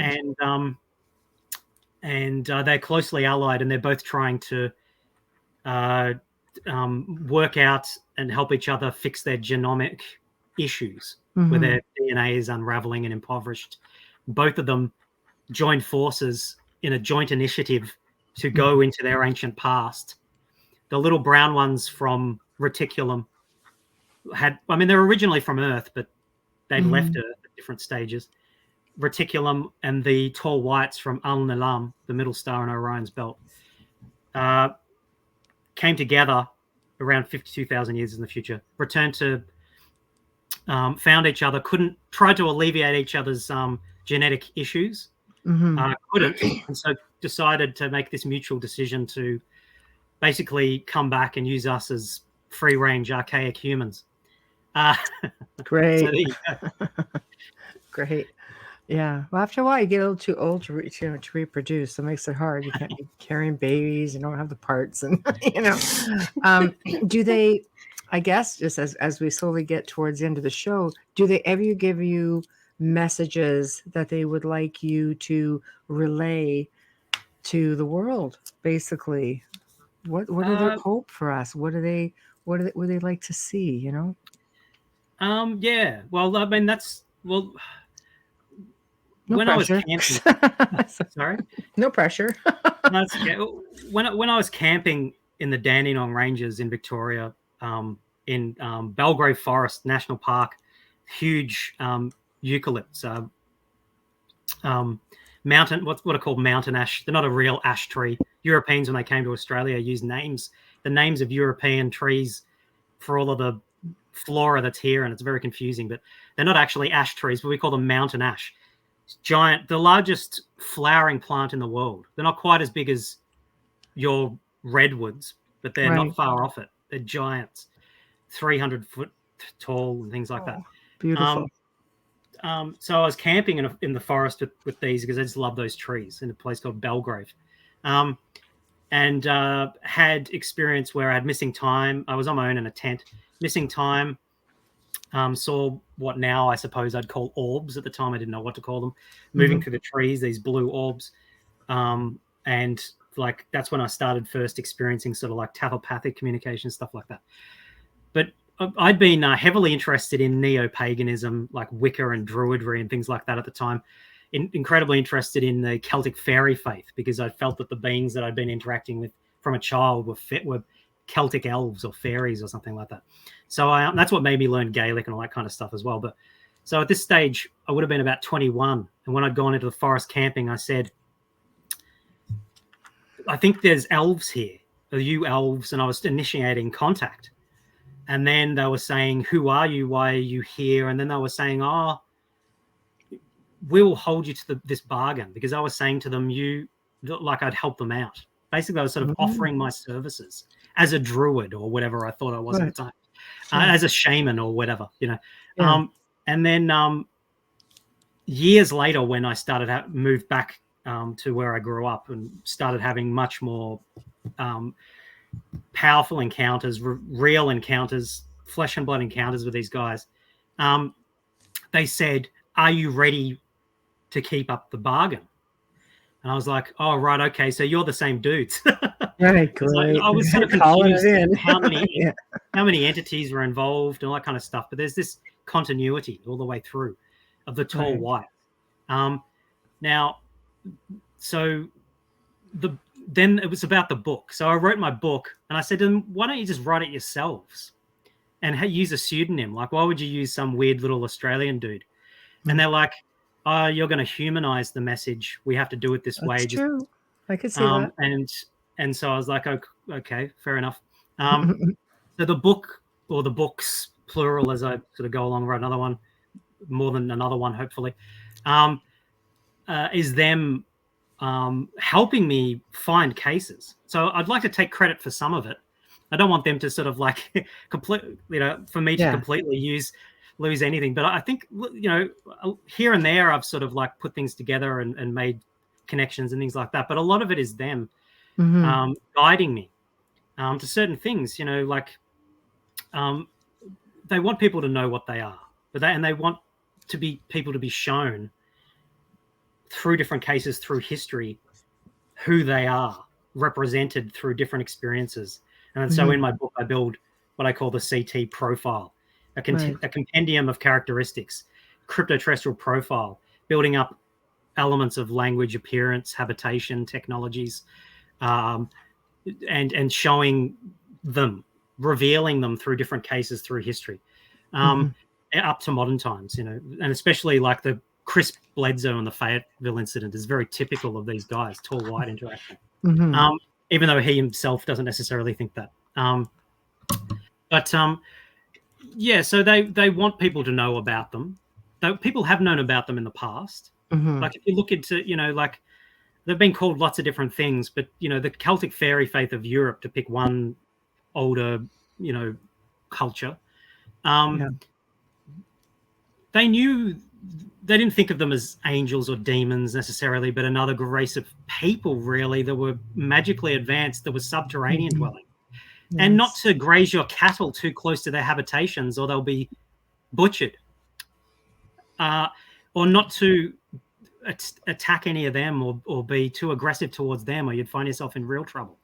To placate them, that they could be invisible at any stage, they could be there amongst you and you wouldn't know, so not to offend them, not to speak ill of them, and all these kinds of things. And they're a very proud race for sure, now, and they can be offended and things like that, but so this is where as well cattle mutilations come in. Some cattle mutilations may be sort of like attempts by some kind of shadow government or black ops to sort of obscure what's going on in the world. It's sort of like just counterintelligence and counter missions, so that people really don't know what to make of anything, but certainly some cattle mutations, and also particularly dog deaths, domesticated dogs with their throats slit, are them, because they're very frightened of dogs. And if you're in a situation where you have aggressive and malicious intent, and let's say you've bought a ranch near one of their underground habitations, and you are a kind of rancher. Sorry? Skinwalker. Yeah, if you're the kind of rancher that has dogs, has firearms, can be aggressively motivated, perhaps has ideas and designs on hunting in the forest nearby, setting traps, anything like that, they're going to launch a psychological warfare against you and your family to get you out. And they'll do it by trying to make you think you're crazy, speaking into your mind, shadow people manifestations, showing you their boa suits with the glowing red eyes, making themselves invisible, making themselves appear again, playing tricks on you by taking your frying pan off the kitchen bench and putting it in the freezer. Trying to make you mad. Pushing you, shoving you, scratching you, because they want you out. And the next family that moves in may be more agreeable to them, because they... now, part of the cattle mutilations is definitely psychological warfare. And people say, hold on a sec, is it, they're using the pieces for something, maybe they're experimenting on the cows and things like that. Maybe some of that goes on as well, but the primary drive for mutilating cattle is to destroy the livelihood of people that are living in places they don't want them to be. And also they disapprove of the animal husbandry, animal industry anyway. That because makes sense. Right. And there's this kind of, also they have this kind of thing as well where, it sounds like it's this kind of discrepancy where they say they're prepared to kill humans if they're threatening them. They're going to slash your dog's throat if it's attacking them or their children. Mm-hmm. They're going to kill your cattle. But at the same time, they're vegans and they don't. Why would they harm animals and they don't animals? wear Yeah, animals. it doesn't make any sense. And But they it don't makes keep pets. They don't keep pets. They think that we're weird for doing that we have in our cultural life, that we have animals that we keep them and we treat like little inferior humans or something like that. But I mean, that we love, obviously, and all that kind of stuff. But the way they see it is that they sort of don't understand. They appreciate and respect all life forms and biodiversity, but they also don't want to have anything to do with animals, which sounds like a contradiction. And also they're prepared to use domesticated animals, which they consider to be an abomination in the first place, that have been bred for their flesh and kept in inhumane conditions, as far as they see it. They'll use those animals, which they consider even a mercy, take their lives in a way that's more humane than we probably will eventually, to make a point. But in the end, they don't want animal agriculture at all. They don't want us to be doing that either. Wow. Wow. I just have to say, my dog is superior to me. I was going to say, yeah. Right now, okay? My kids go, you like the dogs better than us. What? Yes, I do. Yes, I do. Not at all. No. So, no. We have, as part of our cultural makeup, and we pass it on from generation to generation, ways of treating animals to have them as extensions of ourselves to perform different tasks, to hunt for us or defend our property, and this kind of thing. They don't, whereas the Mudgeonah or tall whites or Ryans, they don't resort to training animals. If they want to control an animal, they will just, you could say, possess it or manipulate its mind and send it away, project fear into its mind. Or they do that to us as well, to expel us from places that it want us. All of a sudden we'll feel visceral fear and we'll turn away and leave. Yeah, in the end, it's there seems to be apparent contradictions, but in the end, it's about them appreciating animals, but not wanting them in their world necessarily. They don't understand them quite. But some of them, like dogs and cats, need to be watched over by us to live longer and to thrive. They do, yeah, and they were wolves. We've interfered in there by artificial selection. We have interfered with natural selection, and we have made these beings that require us. If like you hear it said sometimes, I suppose it's probably the truth, that if humans were to suddenly disappear, that it would only take a very short period of time for domesticated dogs to return to something more like a wolf, because through natural selection, because the little ones would be killed off almost straight away. You're gonna make me cry and have nightmares. Stop it. True. I got one sitting on my foot right now because he has an ear infection. Well, those dogs that are more aggressive would take over and all that kind of stuff. No, he'll run and hide behind my legs. Like, he's not aggressive. Well, we are, of course, at the end of the show. So this is the part. Oh, I know, I hate it. So we'll just have to do it again. That's what I say. It's a good number. It's 11:11. We will. We'll do it. Dang it. It's going to talk about Spring Hill Jack, but we'll do that another time. We're going to bring you back because there's so much we didn't get back to that. We could just keep going, of course. So tell everybody how to find you, and that's how we'll end off. Yeah. Okay. Thanks. Okay. So I have a YouTube channel. I don't have a social media presence other than just having a YouTube channel. And it's just my name, Ryan Musgrave-Evans. So I put like spiels and vlogs and things on there, maybe once a week, maybe sometimes a little bit longer. Nice. And so, yeah, people can check that out. And if people want to contact me, go to the About section on my YouTube channel, and you'll find my email address under business inquiries. And just, if you've got any questions or you have your own experiences you want to talk about and things like that, then would be very welcome to hear from people. And my book, Children of Orion, Finding the Crypto-Terrestrials, that's currently available. It's on Amazon. as paperback, hardcover, and ebook. The plans to make it an audio book have fallen through, unfortunately. Oh, There was very a nice. gentleman that was going to do it, Right. and then something happened. He lost the file. I'm not quite sure what happened. What figures? But anyway, well. There's so many lovely. people have been asking me about that and saying it's supposed to come out. When was that coming out? But if those people who have been asking me about that are watching or listening to this, I'm sorry about that. That's fallen through. And then my next book early next year, the next book. My publisher, Philip Mantle at Flying Disc Press. I'll just give a shout out to him. Oh, yeah, we love much him. indebted to Phil. Yeah, absolutely. Well, thank you so much for joining us. Once guys. I get off the soundboard tonight, I will email you and I will throw some dates at you because you'll be still awake since it's afternoon for you. So, so will we, sadly. But exactly. So thank you very much for joining us, and I will be in touch. It was a pleasure as always. Thanks, guys. Okay, thank you so Bye-bye. much. Bye. Wow. Man, oh man, that was just like unbelievable. So unfortunately, we are at the end of another freaking amazing segment, just saying. And big thank you to Ryan for joining us tonight. It was just mind-blowing. My gosh, we could have just kept going, and we will, but in another segment. Big thank you to Folgers Coffee for sponsoring us. As always, we love you. Thank you, thank you, thank you.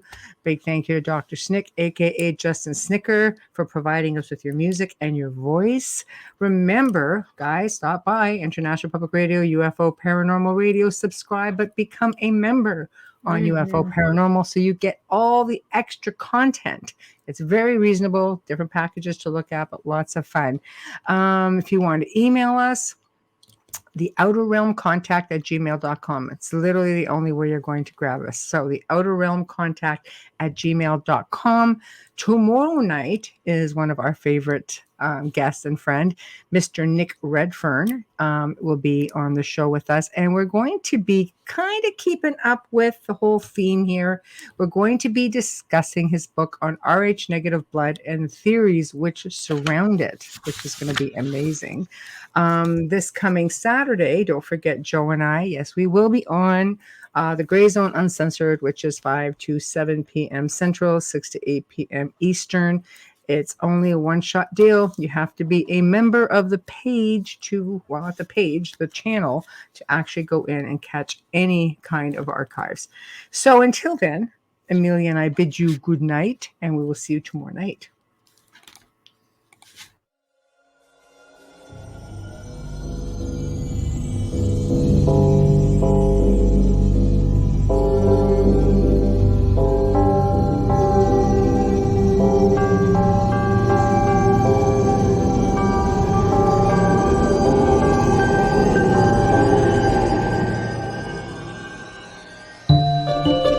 You have been listening to The Outer Realm with Michelle DeRoche and Amelia Pisano, airing live every Wednesday and Thursday evening, 9 to 11 p.m. Eastern, 8 to 10 p.m. Central, on the United Public Radio Network, 105.3 FM in New Orleans.